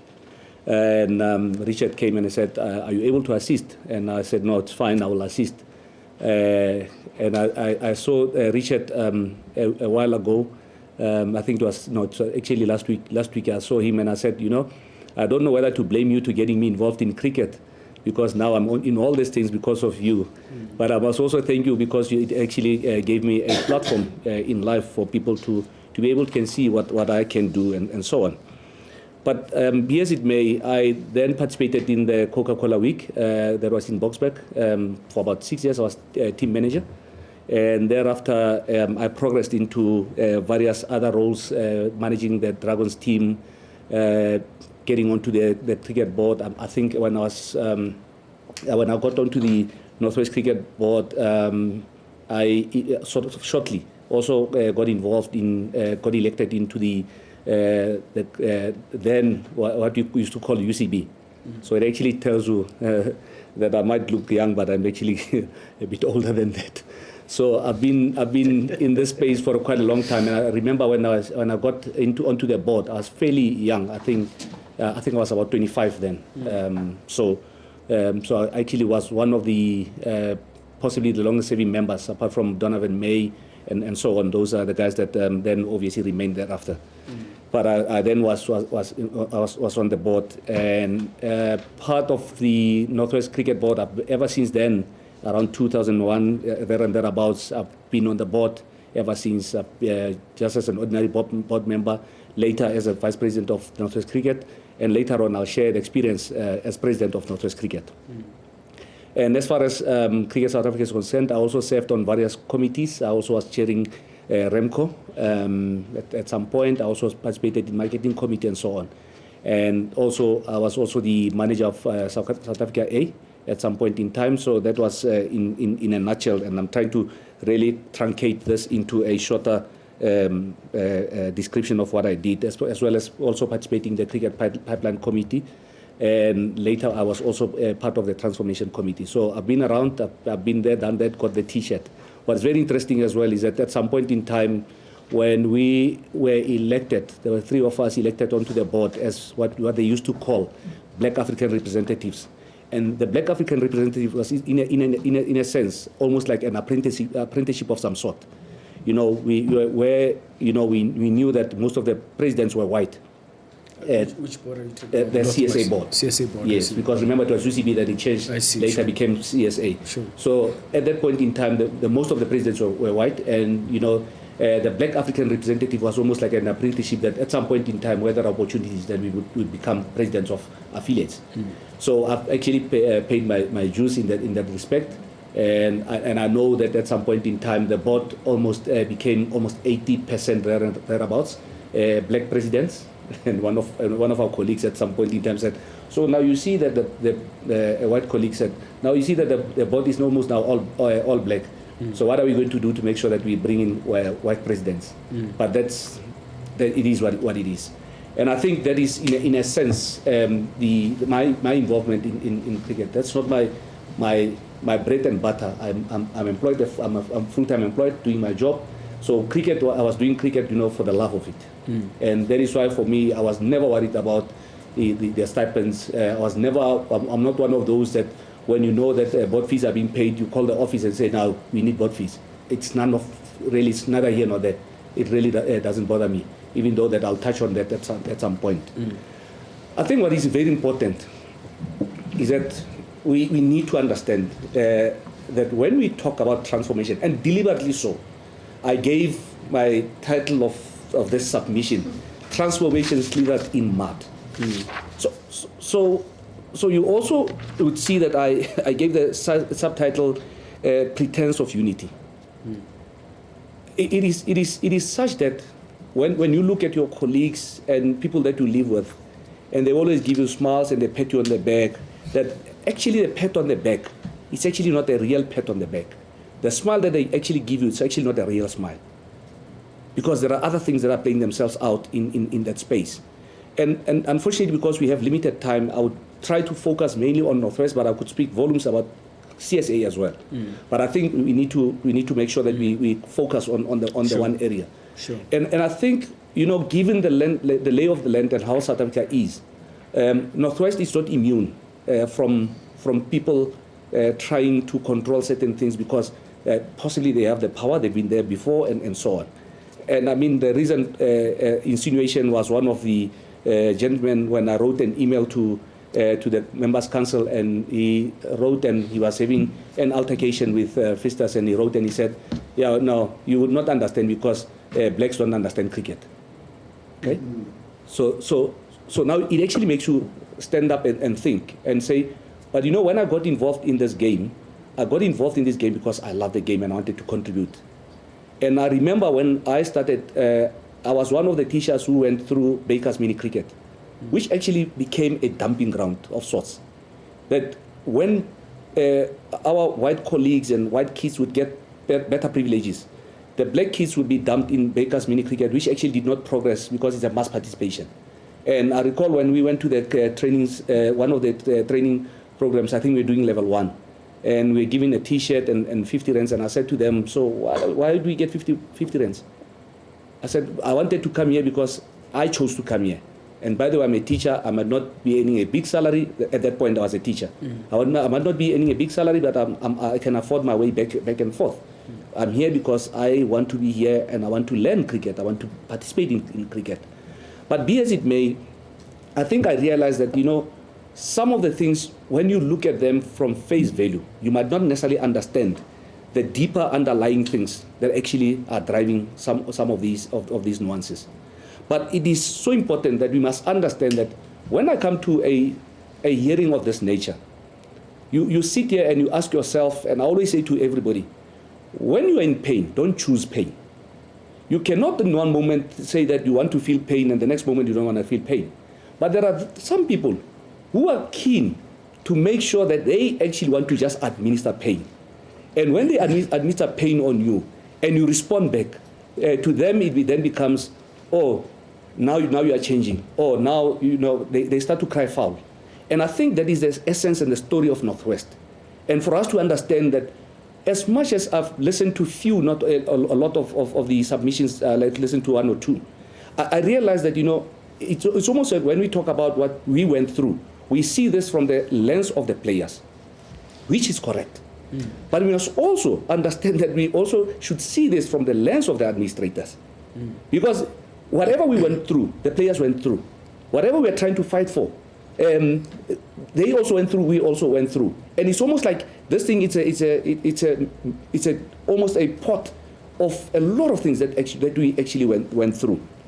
And I think it is important for us to understand that, at that point in time, the general manager then was John Openshaw, and I possibly think that he might have possibly seen some talent in me, and he got me involved in cricket, and I started contributing more, and I started becoming closer and closer. And I realized that John was very pro transformation. He was one of those people that would drive and make sure that even though that I'm a white person, but transformation is an imperative.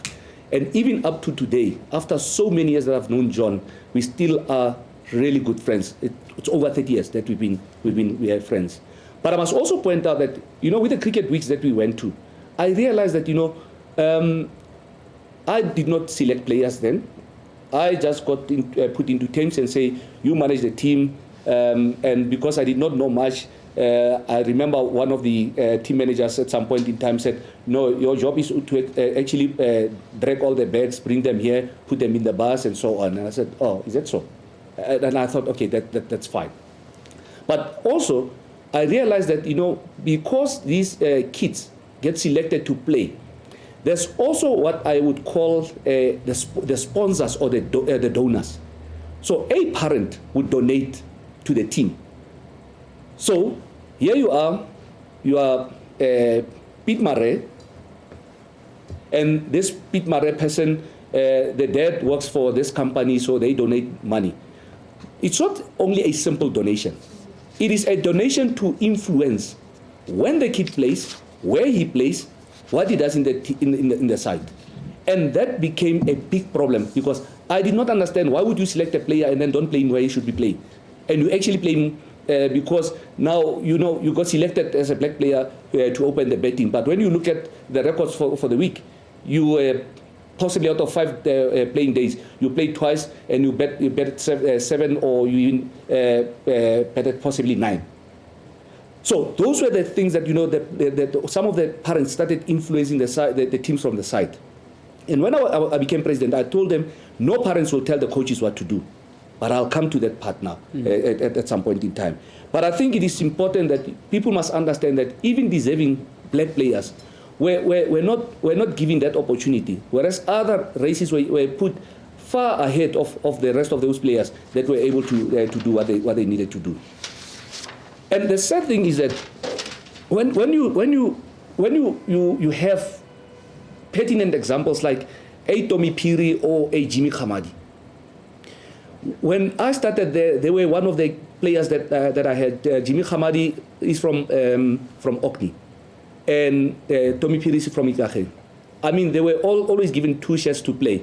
That when we came back from the under 18 week and we have to go to the 3-day week, we had to make means that I must make sure my mom washes Jimmy Khamadi's clothes and he sleeps at my mother's, and then we are able to then travel the following day. Meal allowance was a shocker. And remember, we're dealing with kids that don't have much. So with my little teacher salary, I had to always make sure that these guys feel comfortable. They have to do what they need to do, and they must understand what we are trying to do. Where was this? At club level or provincial level? Provincial. Under 18 provincial level, and 3-day game was also provincial level. And the most important part that I don't want you to miss sight of is the sign-off of teams. The sign-off of teams forever, from the day of Mickey Gordon, the day of Fanny Giereke, the day of Archie Pretorius. All the teams were signed off by the president. So these were presidents of the... They were president of the union. Okay. So the long-serving president is Mickey Gordon. He signed off all the teams. The other one was Archie Pretorius. He signed off all the teams. The other one, was Professor Giereke, and then Fanny, and then Archie Pretorius. They signed off all the teams. And I will illustrate at some point in time the significance of that. Because the most important thing that you need to understand is that when you get into this stage where you are now not a school team manager anymore, you're getting into the board. Now you're stepping into big shoes.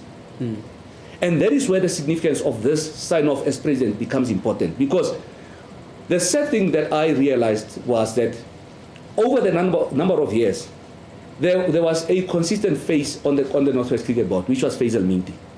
And Faisal Minty was my Indian brother who served on the cricket board. And Faisal Minty, if I can say so, his soul rest in peace, was that his name was engraved on a seat of vice president. And I'm saying this because every time that he had to ascend to become president, there were concessions, there were discussions, there were, almost battering us to please don't step up, don't step up. And poor Faisal went into his grave not even having enjoyed an opportunity to become president, because it seems as if this presidency thing in Northwest, it's actually meant for certain color group and not other people. There's far other issues that I will come into when I say this. But to also make sure that the sad thing when you go into this whole thing around these issues, you start to realize that even those years when we had guys like Tommy Piri doing coaching or Jimmy Khamadi doing coaching, the money they got was about 2,500. Whereas a gentleman called Henny and Tenes Kukumur, they got about 15,000 as coaches. At the same time, and they were even given cars for that. How do you know but the other thing is that whereas Tommy Piri had to use a pool car, and I said, Tommy, there's the sad thing, and I must point it out outrightly, that only when this process started, most of the other guys came to me and said, Doc, do you know about this and that and that? And I said, you know, guys, you guys have been sitting with so much in your hearts. You've been sitting so much with things that actually bothered you for a number of years. And when he shared this with me, and I said, but why did you not bring it up at that point in time? And you'll see a thread that goes through this. It's always that people are always threatened to take action or to stand up. I spoke to a lot of people recently. And by the way, ever since a lot of things happened the last 3 years, I've never been to a cricket stadium. I decided not to. I don't even watch cricket anymore. Because it just reminds me of the pain that I've gone through. It reminds me of the pain that I had to subject my family to because of people who did not want to see change. So transformation in other people, it's actually almost like a swear word. It's almost like we are forcing ourselves into a country or a space that we should also belong into. Let's go back to the racial discrimination in regard to pay packages for coaches. Can you speak with authority on that? I can speak with authority because I spoke to Tommy and I said, Tommy said to me, when we were MTN coaches, Tinas Kukamur and Hen Kukamur were paid 15,000.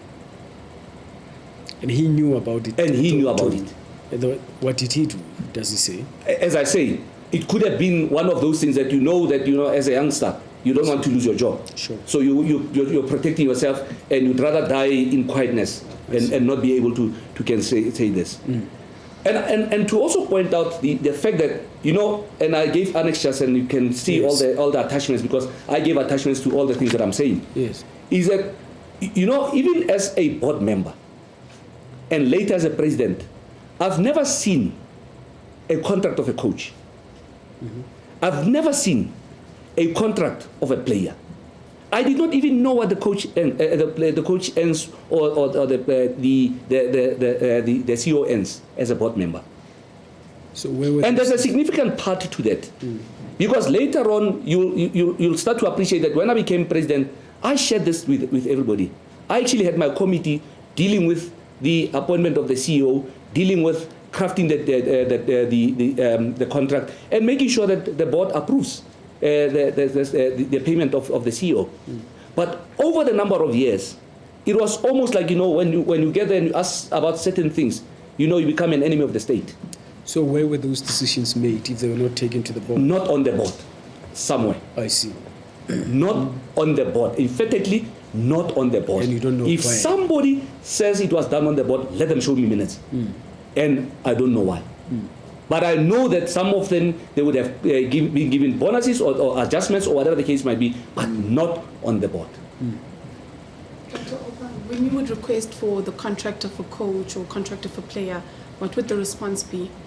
When you ask for something and then in the conversation it gets, thrown under a lot of things, and then all of a sudden we don't get to that anymore. Then you become a nuisance. And I knew all the time that, I stand for what I believe in. And I'll be a nuisance forever and a day. So some of the things that you would request, they actually just go under the table. And you'll see in the attachment that I've given, I wrote an email at that point in time when I became president, because Heinrich was my CEO, for him to share with me a signed contract that I can see that. And it was for the very first time that I actually physically see a contract of a CEO. But let's track back for a second and let me share with you this. When we had elections for the position of president and vice president for Northwest Cricket, I think it was, I even forget dates, around about 2017. There was a lot of mudslinging. A lot of other clubs came to me and they were saying to me, listen, we have some of your colleagues, white colleagues, coming to us, and my white friends, and that's why I say it feels uncomfortable to talk to people about white and black, because I'm not a white and black person. I'm a human person. So my friends would come to me and say, of the other clubs, and say, we are actually quite surprised that there's certain people who are coming to us and they say we cannot have you as president. There will be trouble. We cannot have you as president because you'll take cricket to the township. So I said to them, okay, is it a bad thing? Or is it not time that we actually do that? And the funny thing is that during that period, there was a lot of back and forth, people saying, don't vote for him, do this, do that. And I said, it's fine. But we can go to the ballot and let's see what happens. The day of the election, the night of the election was on the top floor in the main boardroom. And there's a small boardroom at Northwest. Just before the elections, I got called into a meeting. It was myself, the two Motaras, Dr. Musa Motara, and Mr. Hashambai Motara, and HP Prinsloo, and Jan Weideman. And I can't remember whether Yabi Fransman was there. And HP sat at the corner of the table, I sat on the one corner, the other gentleman sat on the other side, and Jan sat on the far end. And he said to me, so why do you want to be president? I said, HP, it is not an unusual thing. It's a pity that you don't understand Setswana, but in Setswana we say, it's not something new. That over the years, a vice president or a sitting president will be given an opportunity to do whatever he needed to do. He'll be a president, he'll enjoy his presidency, and at some point in time, the vice president will then become president. But it's a normal process. We go through voting. It's not like it's a doctor thing or it's almost like concessions. And I said,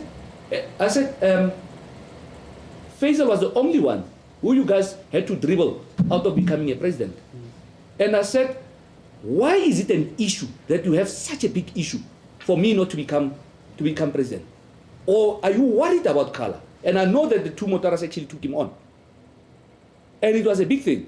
And Jan said one or two words. I remember Jan did not say much, if I recall, because it seems like HP was the main man, was the lawyer or the spokesperson of sorts.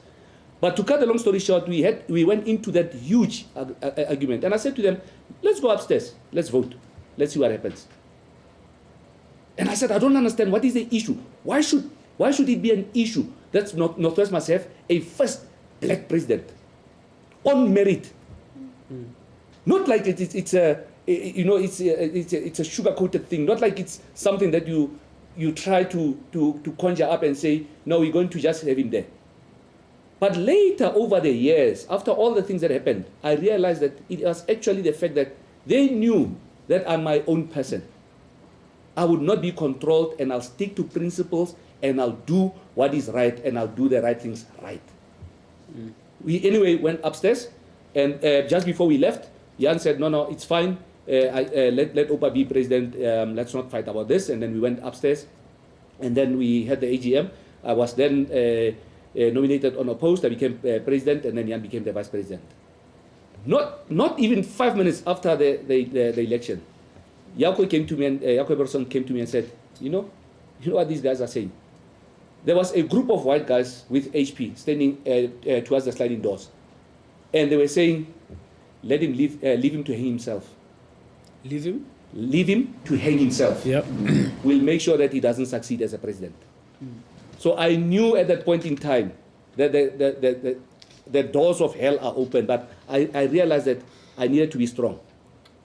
As a leader, you need to understand that people can throw insults at you, but when you stick to principle and you do things that are correct, whatever people say should not change you.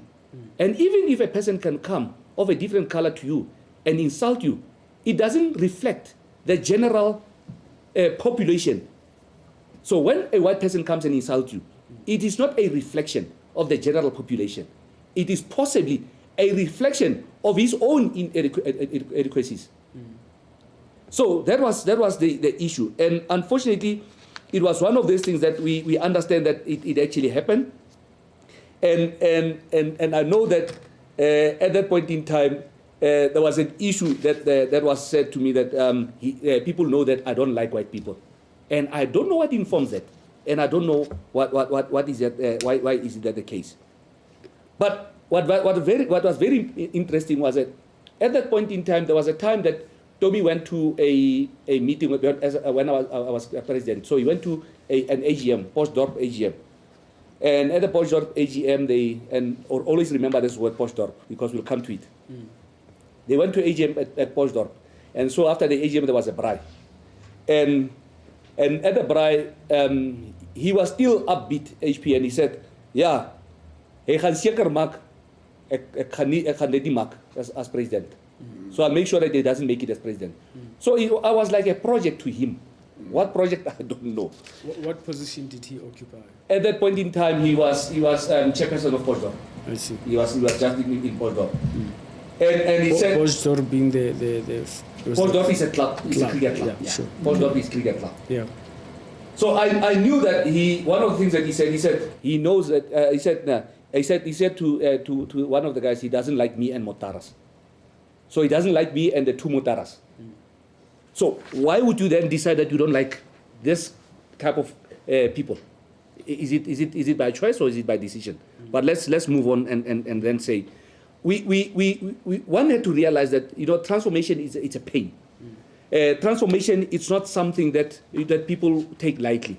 And the most interesting thing is that when I look at how this whole thing came about and what we are subjected to, you might not have people saying something to you verbally, but they can also do that to you, by way of action. And I think that is those actions that I saw that actually came through. And the most important thing that you also need to note is that when I identify the red flag, I realize that there are certain people who will make sure that there is always this discomfort in the space, and there are certain people who drive certain agendas. I mean, during my presidency, there was a time when one of the age group coaches, Claude April, was selecting a team. And after selecting a team that was going to the week, and I also put there's an email to that effect, there was a big issue between my vice president and Claude. He actually threatened Claude with disciplinary. For one simple reason, because Claude did not select players from Falls School. Now, Falls School is an Afrikaans high school. And I had to have the acting CEO, Mr. Jaco Eberson, intervene. And there's an email to that effect. Because you select players, and it has always been my mantra. My mantra has always been select a team, and then look at the balance, and then make sure that transformation is taken care of. You don't wake up in the morning and say, I'm going to choose 8 black players. You look at what is it that you want to achieve, and make sure that the balance is correct and right. And there was that big issue that he had to select these players from Postdorp. For what reason, I don't know. But like I say, there is an email to that effect. And it was so interesting that some parents would go and complain to board members and say to board members, my child was not selected, this, that, or the other. We are not operational. If they want to have issues, they can go and pick up those issues with the CEO. The CEO will explain, and whoever is chairing the selection panel. But I think it was at that point in time that I realized that some of the things are done in a particular way. Now, when you move forward and you start to appreciate how difficult it has been for us, there was a time where we had a vacancy of a finance administrator. And this finance administrator, we had to fill a position. And there's an email again to that effect, that there was a gentleman called Chris Jacobs who was shortlisted. And he wrote an email making a number of, I don't know whether to call them demands or requests, but it was almost like he wanted to dictate that he will earn this much salary for year 1, this much salary for year 2, this much salary for year 3, and by the way, his title will be this, will be that, will be that. It is on email. And I then pushed back when Heinrich was saying, can you consider him? I said, Heinrich, firstly, we do not have all the money for what this guy wants, but we can consider him for the role if he has the capacity to do that. But what was very interesting was that it seems like he almost had it in his mind, or somebody might have spoken to him, I don't know who, and promised that, when you come in, we'll make you this, that, or the other. And it just shows you that our own people, our black people, do not get a job, and they dictate as to what they will earn, and they dictate how much they would be given. So that for me was one of those things that actually showed me that we are actually in for a very difficult period as administrators. What is very important as well is that you also need to appreciate the fact that even up to today, things of this nature are still happening. I mean, I have in good authority, one of the individuals actually came and they spoke to me. even now with the contracts that have been given out, Johannes Diseko, who is one of our longest serving players, he has a package of 350,000. Whereas all the white players and up, they have on the upside of 600. They earn 600, and I think the current captain is on about 1.1 million.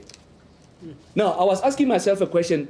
A player like Diseko, who has played for the Lions, a player like Diseko, who's been consistent in the side, and newcomers come in, just because of their color, they get more than what the other guys should be earning. How fair can that be?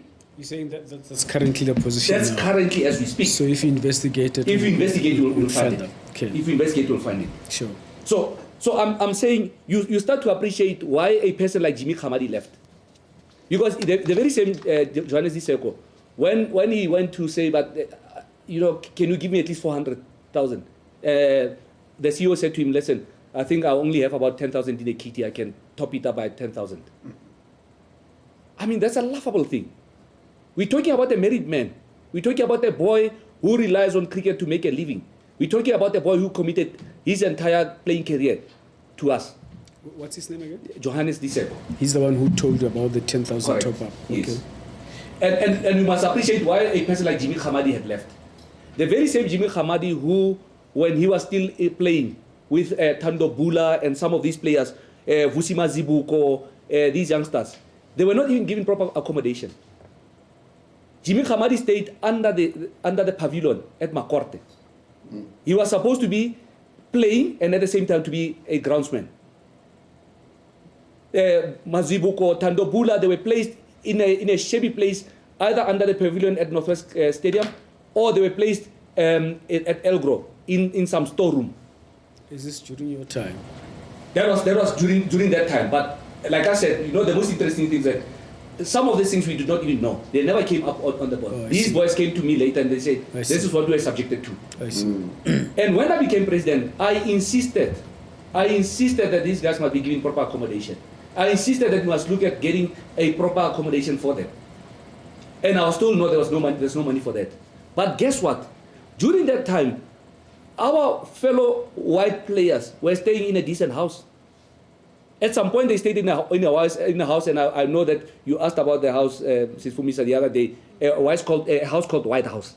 Yes. They stayed at White House. It is a house at the stadium. It's now taken over by Perk. And later on, they moved out because their house was dilapidated. And black players were put into that dilapidated house. So now you start to think that, when we come here, we are here to complain. I'm not here to complain. I'm here to say, let's do right. What was not right? And if we had hurt somebody, come back to that person and say, I'm sorry. It takes a man of integrity to come back and say, I'm sorry. And that's what I always say people must do. So that was what our players were subjected to. And the funny thing is that when we restructured and we had to look at the structure, when I became president, it was important for me to make sure that we have a representative structure. So our office was almost 50-50, white people and people of color. And I remember that year we then said that when we promoted Tommy Piri and Leondra Smith, Leondra is a colored lady, we then said we are promoting you towards the end of the financial year, but in the new financial year we'll make provision for your salary adjustment. By the office, you mean the administrative office? The administrative office, yes. And what was very interesting was that when they had to be given their adjustments, it was a big story. No, there is no money. No, there is no this. There is no that. So I said, so why did you agree that we must promote them? Why did you then make a fool of them? Because some of these, both of them were doing almost, I remember Tommy was doing a CSM job, he was doing HR and so forth. Leondra was doing marketing, was doing events and all sorts of things. It was almost like a full package. And I was asking myself, why do we deprive them then of getting a decent salary? Whereas the rest of the other guys are getting salaries and we never complain. We never say a salary is a white salary or a black salary. Salary is salary. Reward people for what they are doing. Reward people for what they put on the table. that is the correct way of doing things. And it was very funny that it became such a big issue. And it became a big issue even when we had to look at working on the structure.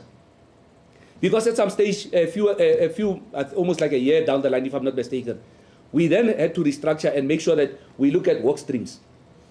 So that at least we now have a more consolidated team doing certain work streams. And I recall at that point in time, Tommy Pir was supposed to be a senior manager looking after one of the work streams. There is, again, an organogram that I shared with you. And one of Tommy's colleagues, Jacobians, went to my vice president, to Jan, and he complained. And Jan came to me, and Jan was not happy. And there's an email to that. There was a back and forth. He did not just want to report to a black person. That's the long and short of it. Why was it a problem for him to report to a black person? I don't know. But he will never say it to your face. Instead, he said it, and I said, I don't know why is it an issue. Why should we dance around this color thing? Is that such a big thing that we are dancing around the color thing? And I thought it cannot be correct that we actually are doing this to ourselves and our people that have served us for such a long time, and they are continuing to really perform and do what they are doing best. So for me, that was a big issue, and that is one of the things that I think it did not really go down well with me. And I really wanted you to not forget the issue around the sign-off of teams. And I pull it back because in one of the board meetings, I was unpleasantly attacked by Conrad Diswart. You were president or before? I was now president. I see. And I was chairing the meeting, and he was not happy at all that I'm a sign off teams. He was questioning, why should I sign off teams? Why is it important for me to sign off teams and so on? And I said, Conrad, remember, all the past presidents have done that. You guys did not question it, because I know. Now, when I come and I become president, it becomes an issue. But I realized that, with this thing, there's an element of power as to who plays, when do they play, and also remember that as well influences who gets a contract. Not only that, it was also very interesting that, it got so heated that they do not want to accept that I will have all the sign-offs on the teams. But remember, as a president, I sign off the EPG report. What's EPG? The transformation report. Okay. So I sign off that report. I was not going to sit there and become a yes bus man. I am not. I've never been, and I never will. I always look at principles, and I say, let's drive a particular principle. Let's drive a particular journey. And for the mere fact that I'm signing the EPG report, I needed to make sure that all the things are done correctly. All the imperatives of the scorecard are taken care of. But it was a big issue for that to happen, because it was almost like they did not like it. And one of the things that I know for a fact they did not like was that when I became president, I introduced an analysis week or analysis day. So what I would do is that when the teams come back from the cricket week, all the teams, they will then share with me the scorecards. So I will, at my time, just go through the scorecards and I'll check. Okay, Pete Pompis, you are supposed to be a bowler, not a batsman bowler, but just a bowler. Okay. Now I see that you open betting and you betted 1. Okay. Pule Rasejo, I can see that you are supposed to be an opening batsman. Now you are 12 for 4 games. So I would analyze those, and I know they all felt uncomfortable because I called that meeting, and I always called the vice president and I think Gyakwas also deal with pipeline committee. I would also call the pipeline chairperson and have the management staff dealing with cricket matters into that meeting, and we'll talk openly, and I'll engage them, and I'll ask hard questions. They did not like it because it actually sort of uproots your malfeasance. It uproots all the things that you are doing that you're not supposed to do. And those things were clear that, there were people who were given better opportunities than the rest, and those people were obviously white. And I realized that, when you start looking at all the things that I did in the name of transformation and making sure that we do the correct things, from appointing people who want to tell us what they want, to selecting teams that, because I know your brother and your brother's child is in the team, and you are in this, in this collective at some point in time, he'll get a better chance, stuff like that. Those things will come out. They did not like it. And unfortunately, those are the things that underpins that. And I cannot even stress even further, where I was told by some of the black players that, Doc, the reason why I did not play is because, and I'm talking about the Dragons coach, Monty Jacobs. Monty would not play me because Monty saw me talking to you at the gym. And I said, so how does he know that you are talking to me? And how does he know that what we're talking about? Or we are talking at the mall or whatever. But Monty will play the kids that he's going to pubs with, to drink with, his drinking buddies. So how is it fair? The very same Monty that I'm talking about is the same Monty who Jimmy Khamadi was his assistant. I went to the stadium, I think 3 or 4 times, where Monty was not even running the training session. Jimmy Khamadi was. And I asked Jimmy, I said, Jimmy, where's Monty? At that point, at some time, he said, no, Monty's busy renovating his house. So we just come in, pop in, and then leave, and then Jimmy run the drills. Even now, I was talking to some of the guys when they were talking to me. They said, Doc, it's even bad because that man doesn't even run the sessions anymore. He's just keen on asking us shirt sizes and stuff like that. I even spoke in one of the functions, the year-end functions. I was on the podium, and I looked at him and I said, Monty, cut on the golf, focus on the cricket. You will see how well we will do as Dragons. It's not a secret. Everybody knows I said it. I'm one person. I say what I need to say. I don't have to hide behind my mother's dress and say, I'm not going to say this. How painful it is. And that is why I always say, never choose pain. Pain is pain, irrespective whether you inflict or you get inflicted. And that is why you start to understand how some of the players who are even contracted, and you look at their stats, and their stats actually don't make sense. You ask yourself, but how did he get a maximum of contract, but his stats are looking as shabby as they are? So the whole thing around transformation is that it is it borders so fine on racism that we even call it something else, transformation. When I left as president, and I'm coming to the juicy part possibly that will make everybody to think a bit, is that when I realized that I needed to make sure that we have good structures in place, I requested Hendrik de Vos to become the high-performance coach. And Hendrik de Vos was to become a high-performance coach because it was going to be important for me to be able to then see what each of the players are doing.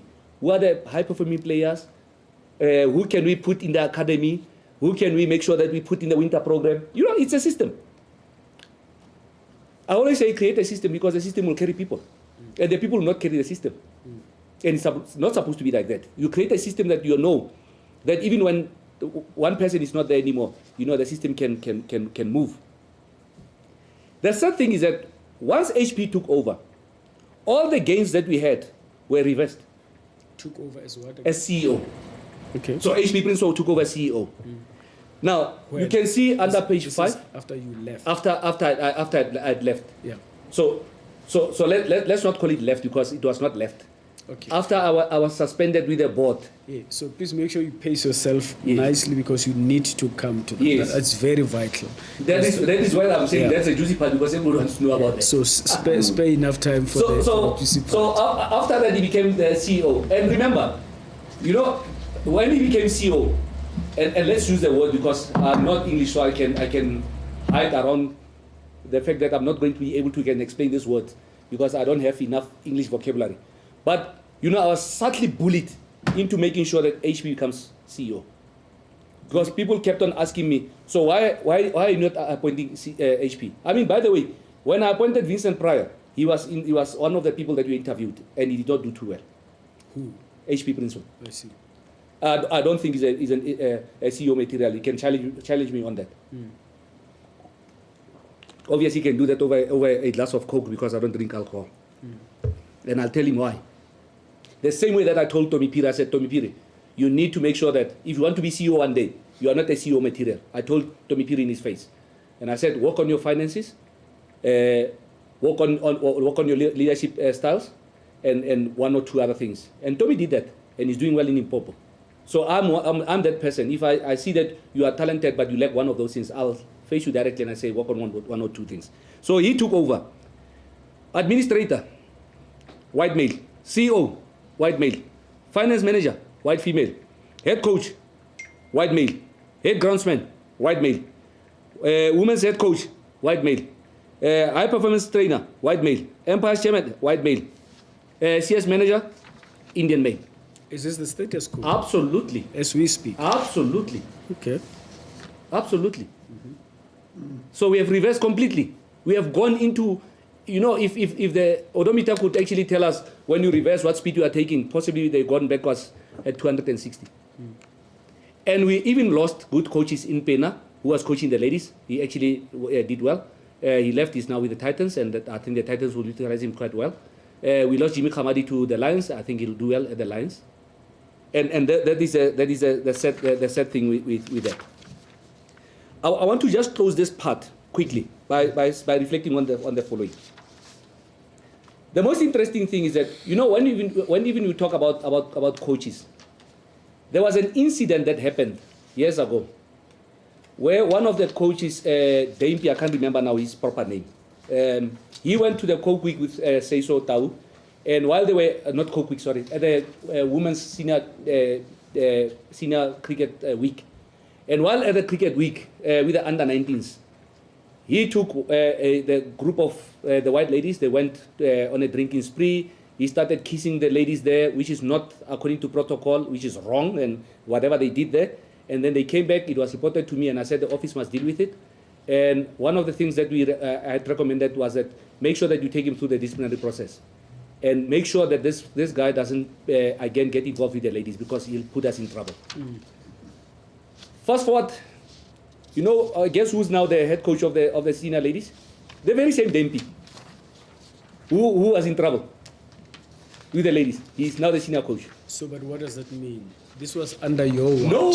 Okay. No. But you said take him through disciplinary hearing. Then. Yes. So he was out. I was out. Oh, I see. Then he was out. I see. Is he back coaching women too? He is back coaching women. I see. How interesting is that? Okay. Seiso Tau. Somebody says no. Seiso Tau gets a call. Seiso Tau. There are ladies that are going to play, so they need to camp at Dene Park. Dene Park is a facility at Port University, but we don't have somebody who can supervise them. So can you please just assist, because Francois van der Merwe was the coach then. Francois is not there, and we're trying to get all of him. He's not there, so can you come and assist? So Seiso went. Just quick. Now there's a case here now. Seiso, that's after I left. I must always point out so that you don't get confused. Yes, sure. So I'm told that now by Seiso that now all of a sudden it was said that now Seiso was fiddling with one of the girls, and he must now be charged, and he was threatened that he will be arrested and what. Seiso was fired. Now, I think a week or two or whatever, the father to the girl comes back and said, no. He actually checked with the girl, and the girl said no. He was afraid, because I think they went out at night without permission, so they did not know what to say. So they want to apologize because Seiso did not do it. So they framed him. Yeah, but look, that's not the essence. The essence is that even after Seiso was cleared, Seiso was never given a chance again. So how do we balance the two? Why is it not the same? But yes, it may. It is what it is. So now let's put it quickly to the centrality of power. The centrality of power results along what I said to you earlier on. Always remember Potchefstroom, and you'll see later on I can reflect on Potchefstroom. So there was a time that we needed to have a head office. So either in Potch or Klerksdorp. So Potch won the contest. Okay. So the strongest teams are in Potch, which includes Potchefstroom and Puck, and Puck sit with more teams. And there was a time that Puck wanted an additional team in the league, in the Premier League, and I said no, it's not going to happen. And the reason is that, remember at that point in time how these things were structured. The more teams you have in the Premier League, the bigger the share of your votes. Oh, I see. But not only that, you don't want to have that. You don't want to have an all-perk league because it's not a good thing. You remember, perks are students, they come and go. So you almost want to spread it. But what I had in mind was to bring Ikageng, as a Premier League site, develop it to become a Premier League site, but also go to Vryburg, to have a site in Vryburg, because we are almost centered around Rustenburg, Posh, Klerksdorp, Orkney. Now, we don't even have Impala cricket anymore. So we are now again centered around two areas. So the more that you put your resources in one place, you will never be able to spread. That's a problem. So you're going to have the challenge. But again, it's almost like they wanted to control, who becomes who in that space. And that is why you find that clubs like your Lichtenberg got sidelined. They were not given more opportunities. And the funny thing is that when I became president, I realized that clubs like Postdorp, they were given additional funding. Not that everybody knew. So I'm sure that when I stopped that additional funding, that was also one of the pains that I said, no, let's have a policy that actually governs how do teams get money. So you needed to have a Premier League side, a second league side, or a ladies team, and so forth. So, just to qualify for different incentives. So we actually put that incentive scheme in place. So now we come to this part. Here is this man who's a problem. Which is the part? The fight. Yeah. Now we come to the fight. Sure.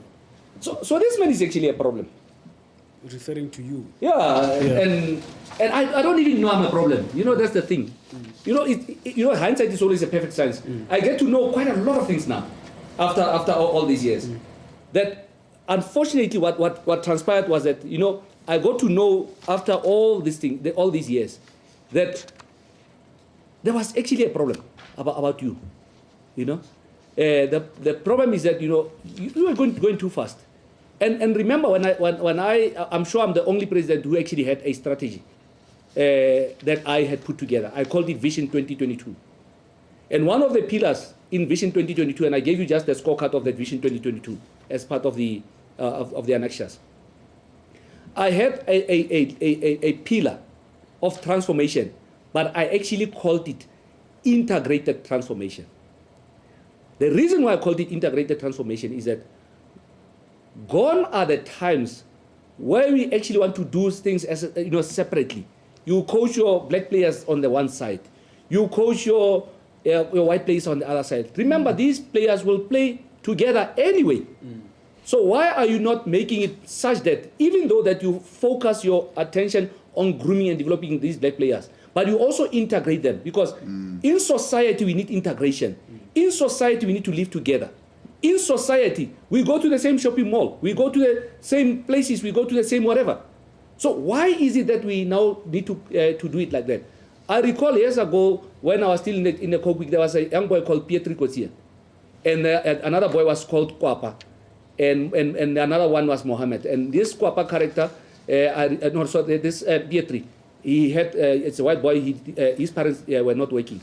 And he struggled because he did not have money to go to the Coke Week. I went to John Openshaw and I said to John, please, can we take some money from Kwapa? Because Kwapa's mother was working for a big pharmaceutical company, a big role. And Mohammed is there at 2 filling stations. And I said, maybe you can just take that and help Pietri. And Pietri went to the week. John was uncomfortable because the rules of the game was that this money was meant for black people. But I broke the rules because I wanted to help this young man. And it was for a good cause. So for me, color should not be an issue. That is why integrated transformation spoke about quite a number of things. Because when we say you are good, we must make you to be best or better. When you are better, we must make you to be best. So in a sense, this integrated transformation spoke about building administration, building financial capacity, making sure that people are groomed to be better and be at a higher level and better standard, better quality people, and so on. So those were the elements that we needed to talk to. But obviously it was not received quite well. So when I spoke about my years when I became president, so I became president. So I now want to rush because of time, otherwise we'll waste. I have a lot to share, but let's do what we need to do. Sure. I told you to pace yourself. Yeah. Yeah. So let's get to the essence of a warning I was given by Yako Eberson. Who is Yako? Yako Eberson was then the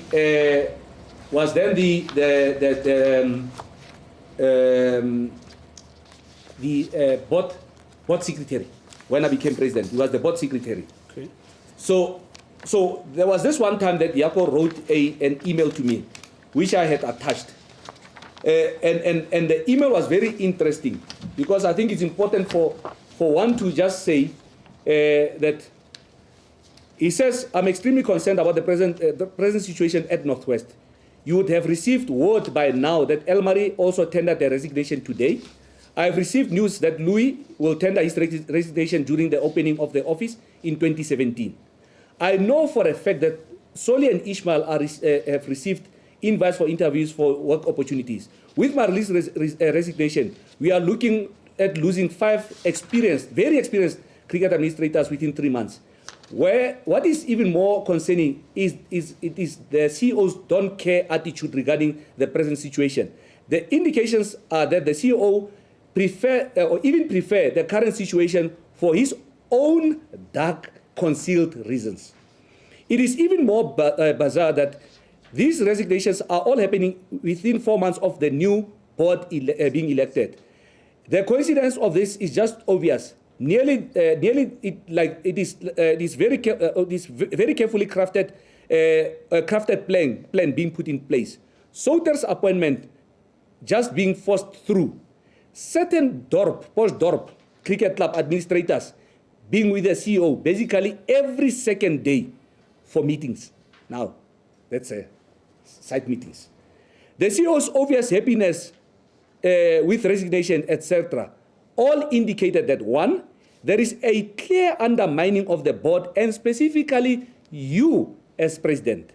2, there are clear attempts to ensure that no succession plans are in place with regards to the resignation of employees to ensure that administration is completely weakened, to ensure CEO-friendly appointment could be pushed through the HR committee and board. There are clear attempts through the CEO's actions over the past 2 months to ensure that the weakening of administration is placed before your door as the duly elected president of Northwest Cricket. So now I knew that, this project was continued. And this project continued to an extent that at some point in time after this gentleman had left, and there's some information in here about what we're doing and so on, but I think I need to rush into saying the then CEO left. He went to Dolphins, where he's doing well with the Dolphins. But what was very interesting was when we had appointed a CEO, now a new CEO. The new CEO was Vincent Pryor. Now, if you say to me, I'm a racist or I'm worried about color, why did I employ Vincent Pryor, who was white? For me, I look at skill and I look at potential.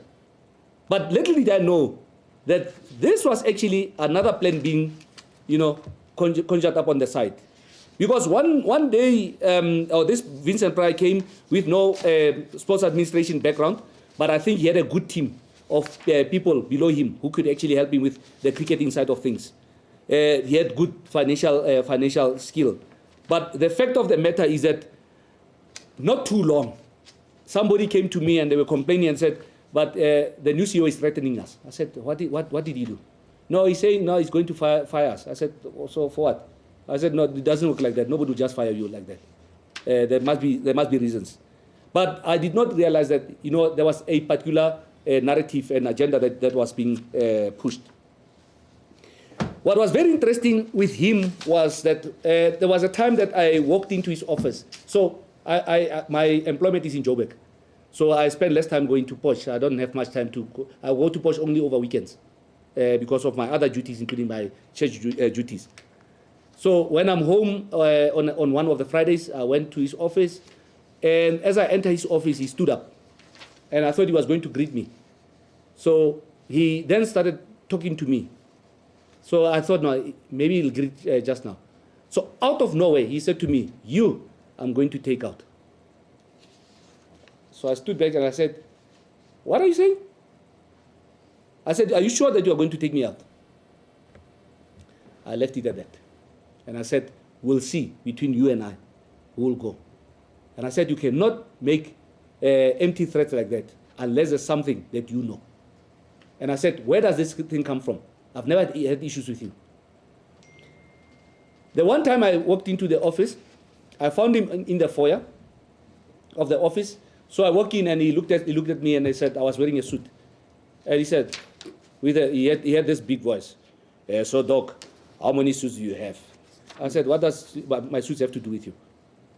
I can afford suits and they're all tailor-made. So is it an issue for somebody to be able to can afford to dress up properly? No, I'm just asking. And then he turned back. The third time was when I had bought a new car. And he said to me, oh, I see that you are buying cars. So I only realized later, as hindsight shows me, that they actually thought that, there was some money that I was getting somewhere, apart from their own salary that I live with, or I live by.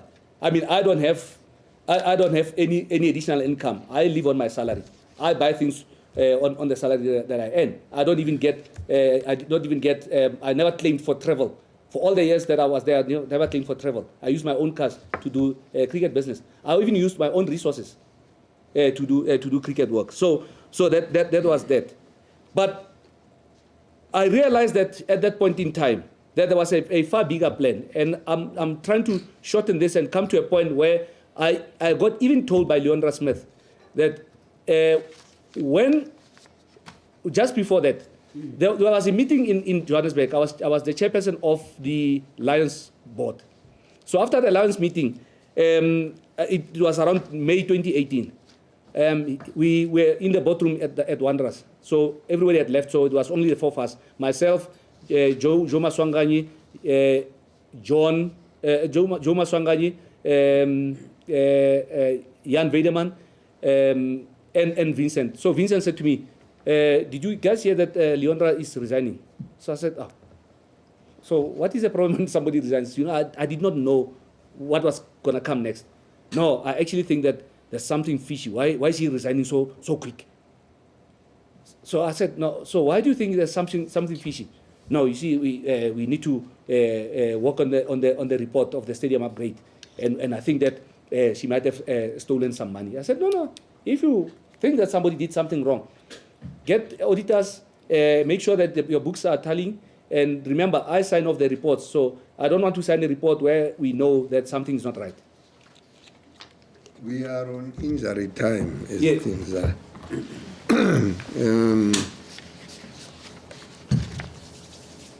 So, you have about a quarter of an hour. all right, I'll try to waste it. So, at that point in time, I did not. So we then commissioned a report, an audit.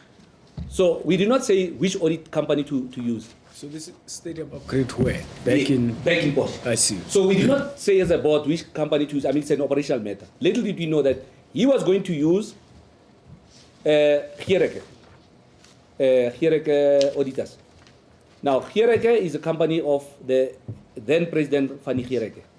And who was doing the audit? Fanny Giereke's son, Bumis, Stefan.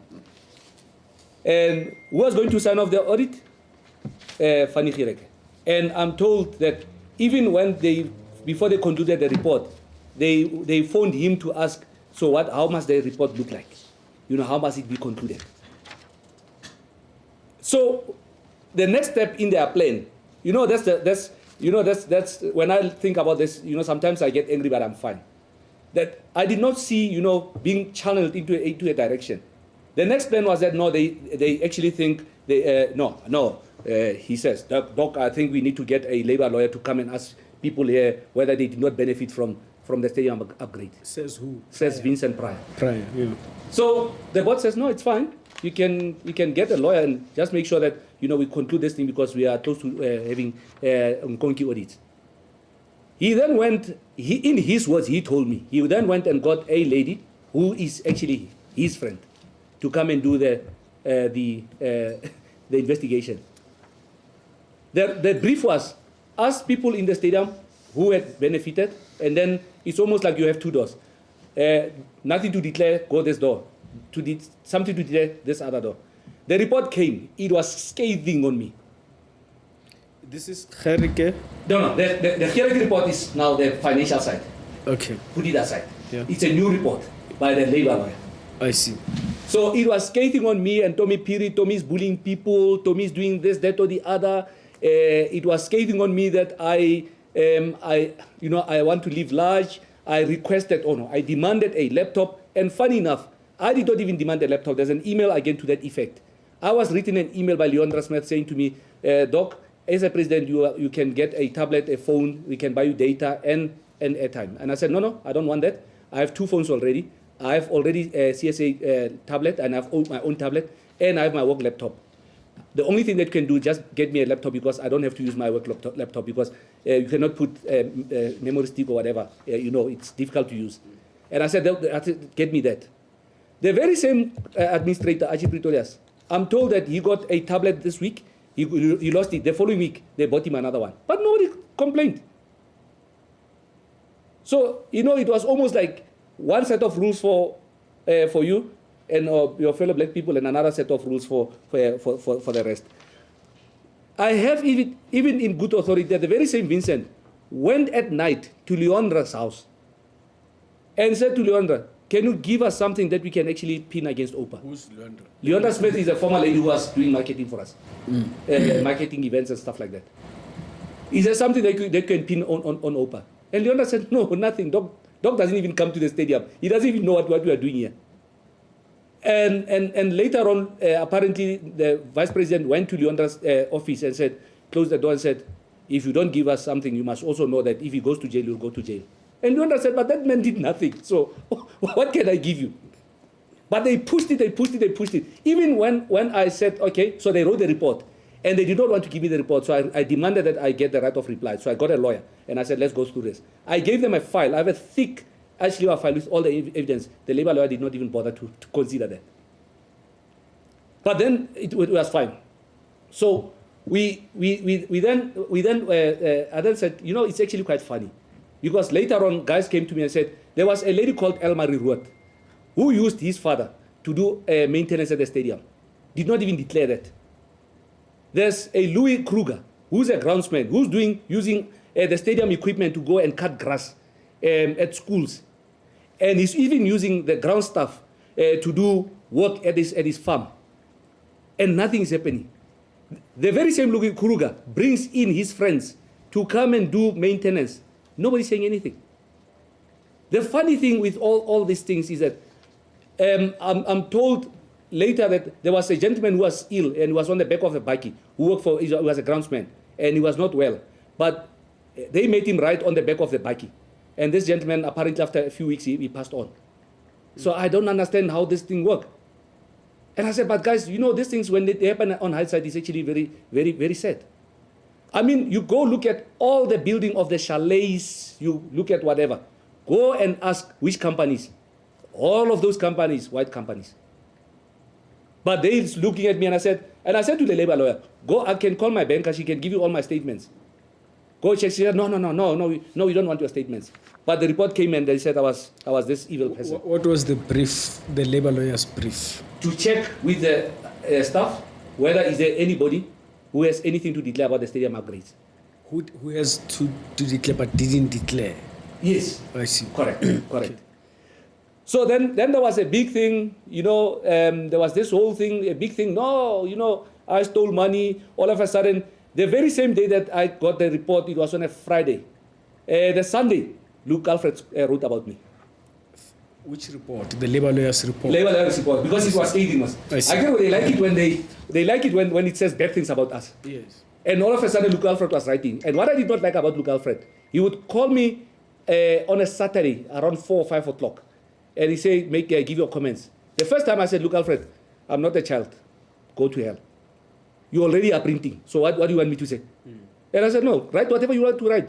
So there were articles on Rapport. I was this thing, there's a 10 million, the clubs are revolting against OPA and what. What does it do to my kids? What does it do to my wife? I mean, it was like, yes, this guy. You know, I was like, persona non grata.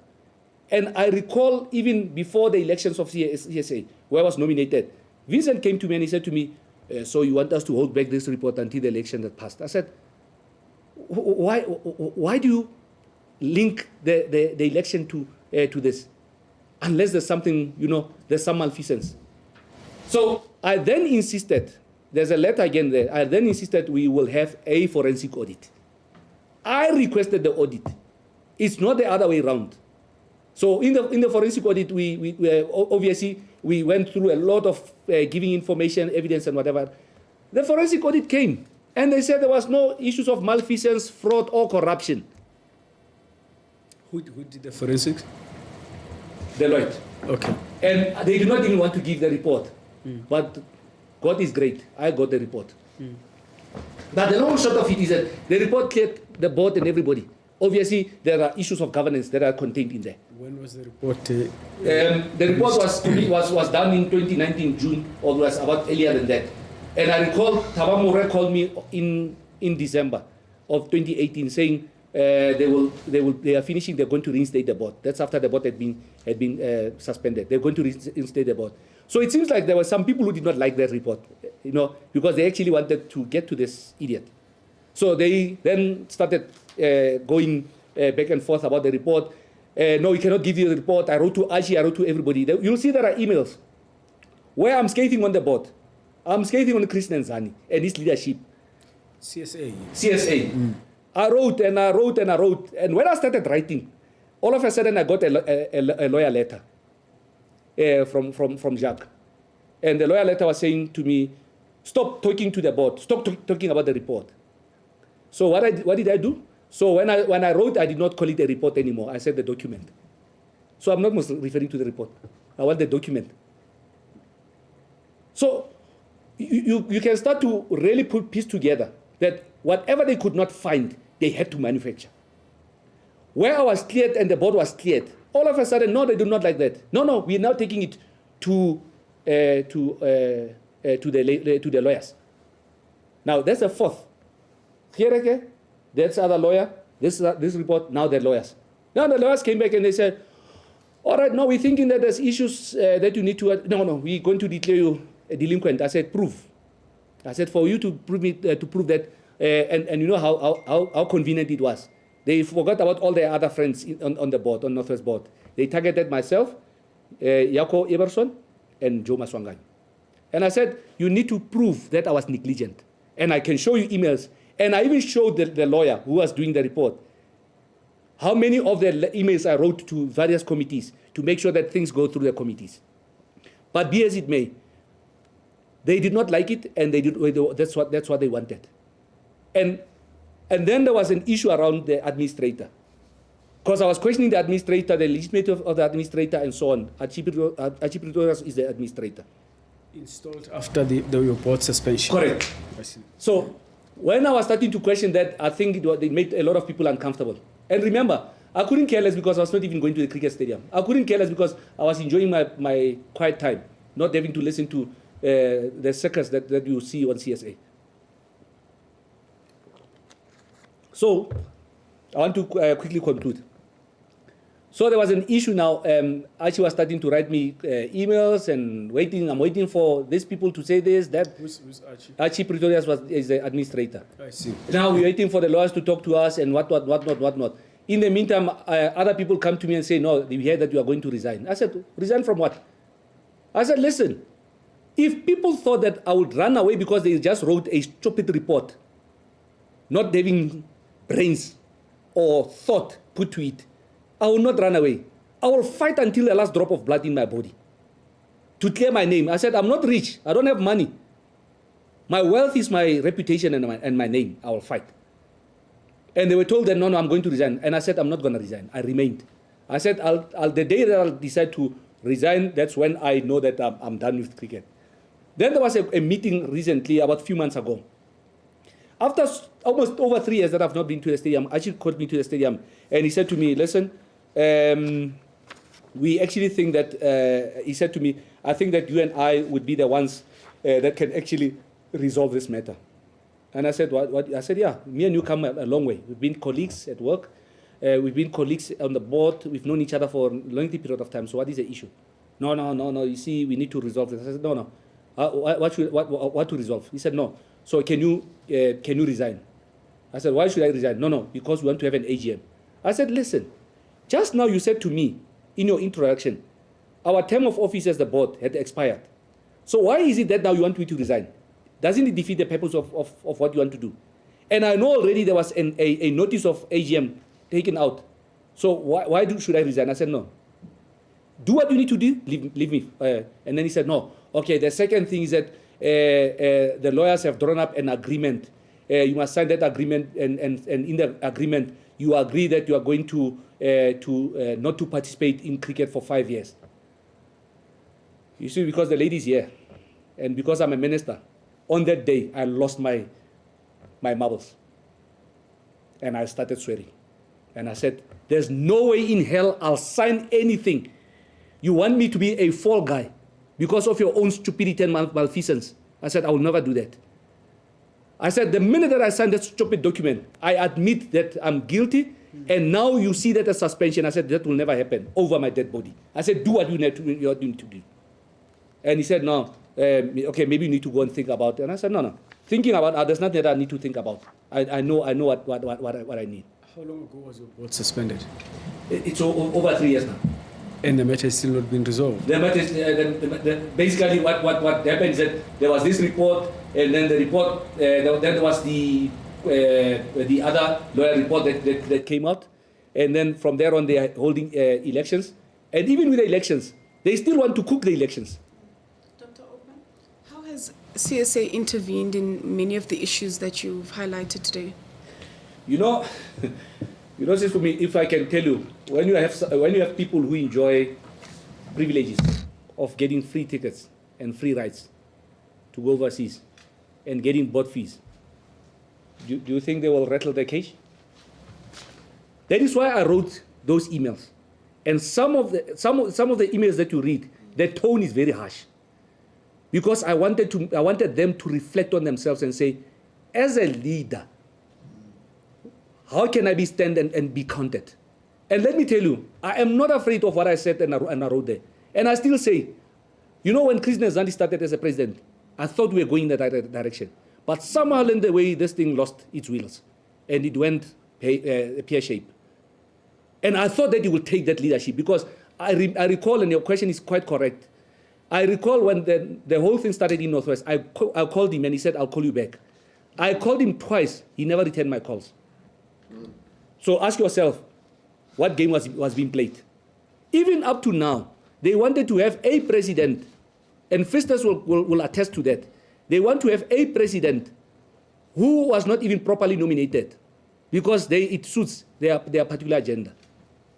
And I'm finishing, Chairperson, but also to say, even during my tenure, we had done about 8 minutes. We had what we called geopolitical alignment. Because geopolitical alignment, we were going to have 4 regions, because that's how cricket should be structured. There was a lot of, just pulling legs, because people knew that their center of power would be eroded. And they knew that if we go that route, they don't like that route. But that is a correct route. It should have been approved. And we go the geopolitical route, and the MOI would be done correctly. So they even sent people to my house.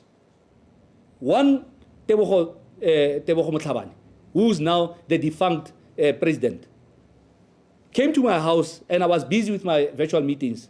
And he insisted on wanting to see me, and I said, no, I have 5 minutes with you.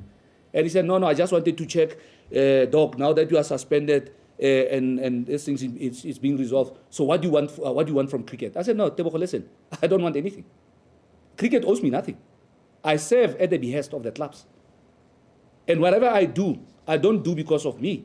It's not about OPA. It's about what we put out there.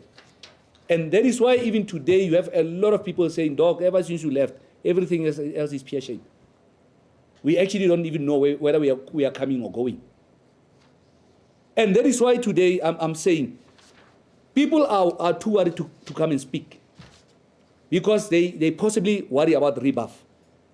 People are too worried to speak because they are worried that they can't talk about this, they must talk about that. With me, Chairperson. When I said what I needed to say, because it's the truth and nothing else but the truth, I sleep at night. Yes. There's nothing that worries me. And what I've said over the number of years, ever since I was subjected to this, and there's a most unfortunate thing with us black administrators and cricketers. We started dying in silence. When the cancer was killing us and eating us inside, we still said, let me stand up, I can fight another day. And when the cancer was getting even worse, I said, if I can get a walking stick, I'll be able to stand and maybe just throw one last punch. But little did we know that unfortunately, in this life and this space that we find ourselves in, there are people who are driving certain agendas. And Northwest is not one of those places where transformation, it's a natural thing. With me, because I'm a Christian, color is nothing. It means absolutely nothing to me. I see human beings. I've had colleagues who are white for a number of years. I've had colleagues who I'll die for, who are white. But we cannot move away from the reality that something has to happen in CSA. Somebody called me yesterday. I was driving from wherever I was driving from, and I said to this individual, he said to me, "So, Doc, what do you think?" And I said, I've always said it. It's about time that we have a serious, and I'm sure that was going to be your last question, a serious overhaul of CSA. I am not too worried, Chairperson, about a new MOI. I am not worried about a new structure. But life will teach you. Even if you are to change a system, when you leave the same dinosaurs sitting in the same space, so why are you so mad that you think that you'll get different results? That is a sign of madness. There are some people who've been too long and too cozy in this family called CSA. It's almost like when you count the mugs and you tag the tables and chairs, you might just as well take them because they like furniture. When we say we need a serious overhaul, we need to go back to the drawing board, because I recall, and I wanted to say this before I forget, Chairperson, I recall in 2003 when we had our transformation in Daba. It was the most painful exercise during those UCB times. And I recall still deeply in my heart that Kaya Majol was standing on the one side of the room and Ali Bach was on the other side of the room. And they were given microphones and they were talking about what they wanted to do to each other because they were hurt, because the system was hurting them. I recall when they started moving towards each other in the center of the room and they hugged each other and there were tears in that room because people were saying, now we have turned the corner. Now we are moving in the right direction. We found each other's brothers and sisters. I actually thought that was a nice seed to plant, that we are able to move forward. But unfortunately, a number of years down the line, we are here again, sharing the same narrative, sharing the same pain. And when you look at Pangi and you say, this poor boy, cricket was his life. He knew nothing else but cricket, and he wanted to make good. When you look at Lord Bosman, when you look at Paul Adams, and people start writing stuff about him in the newspaper, you're asking yourself a question. It's not only cricket that's actually in pain. This country, it's actually in pain. And that is why I'm saying to you, when I thought about what I need to put up as a title of my document, and I said transformation slithered in mud. And I actually think we have a fake rainbow in this country. There are people who are still not prepared to walk an extra mile and do like Ali Bacha and Kaya Majola did and walk towards each other, and they say to each other, my brother, I have wronged you, and I'm sorry. And all that I'm asking for, Chairperson, I don't want this exercise to be fait accompli or to be a futile exercise that will not yield results. And neither do I not want us to continue where the wounds are healing, to open the wounds, but to find a way of being able to get into a room and look at each other in the eyes, and truthfully so, hand on the Bible and God being our helper, and say to those that we have wronged, and say, you know, I was too selfish to see that you are not there to hate cricket. You are there to make a contribution. And look each other in the eyes and say, I knew that I might have had an agenda because there are so many agendas on this earth. But I realized that I was wrong. And the reason why I'm saying this, Chairperson, is because other people who are still to come, or other people who are still listening to us, I'm told that they want to respond to things that we say.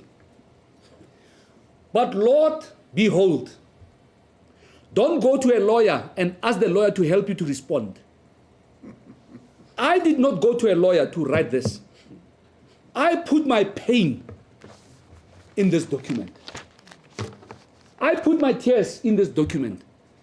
There were times where I felt like crying, but I would go into my bedroom and I'll sing a hymn and I'll pray and I'll say, you know, God, you've never forsaken me. And I would say, God, you will reveal things one day. And I think that is the revelation that we are getting today. And that is why, Chairperson, for me, it is so important that whoever else comes after us, they must not go to their lawyers and ask them for advice and say, how can I put that word? How can I defend this sentence? Come here, clear conscience. Come here, sober mind. Come here and say, we owe it to cricket. We owe it to South Africa. And transformation is a reality.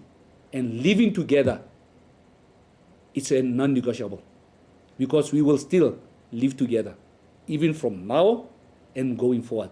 And I still say, the guys in Northwest, they had an opportunity, when they knew what they have done, to actually call me, like they always have coffee somewhere. They should have called me and said, come, let's have coffee. I would have gone and sat around the table and say, okay, so what did I do to you guys? Did I wrong you? Or did I do this, that, or the other? And they would then say, no, we don't like this, we don't like that. How can we meet each other halfway? And they never did that. They saw me as the enemy, and I've never been.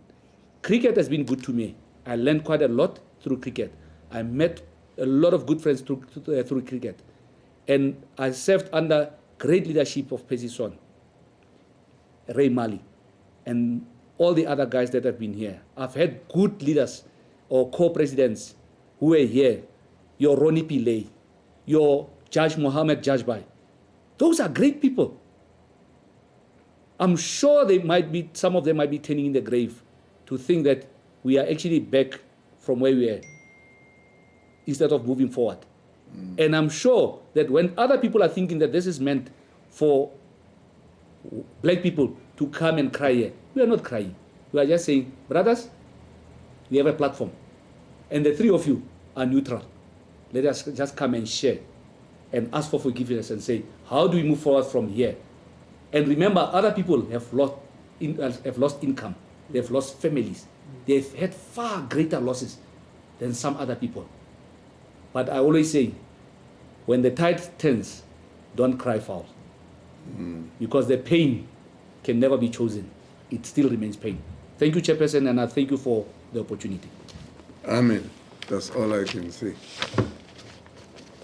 Thank you very much for having taken the time to put together this presentation with all the correspondence to whom it may have concerned, as well as, the emails and the references, the settlement agreements, and all of those annexures, which will complement a carefully crafted document which was supplemented by your eloquent expression of the contents thereof. As I said, time is always the enemy of all of us. I wish I could give to each of the participants more time than I am constrained to do so because of strictures of time, but also because of strictures of resources. But like I've been saying to other people, our knowledge would be poorer if we didn't get your input. But at the same time, our task becomes more complex because your testimony gives us yet another angle from which to approach the mandate which we have been given by Cricket South Africa, especially insofar as it is all about the question of unfair discrimination on a race and gender basis in the sporting code called cricket. But thank you very much. Thank you, Chairperson. Thank you so much. Yes. We will adjourn till 3 o'clock.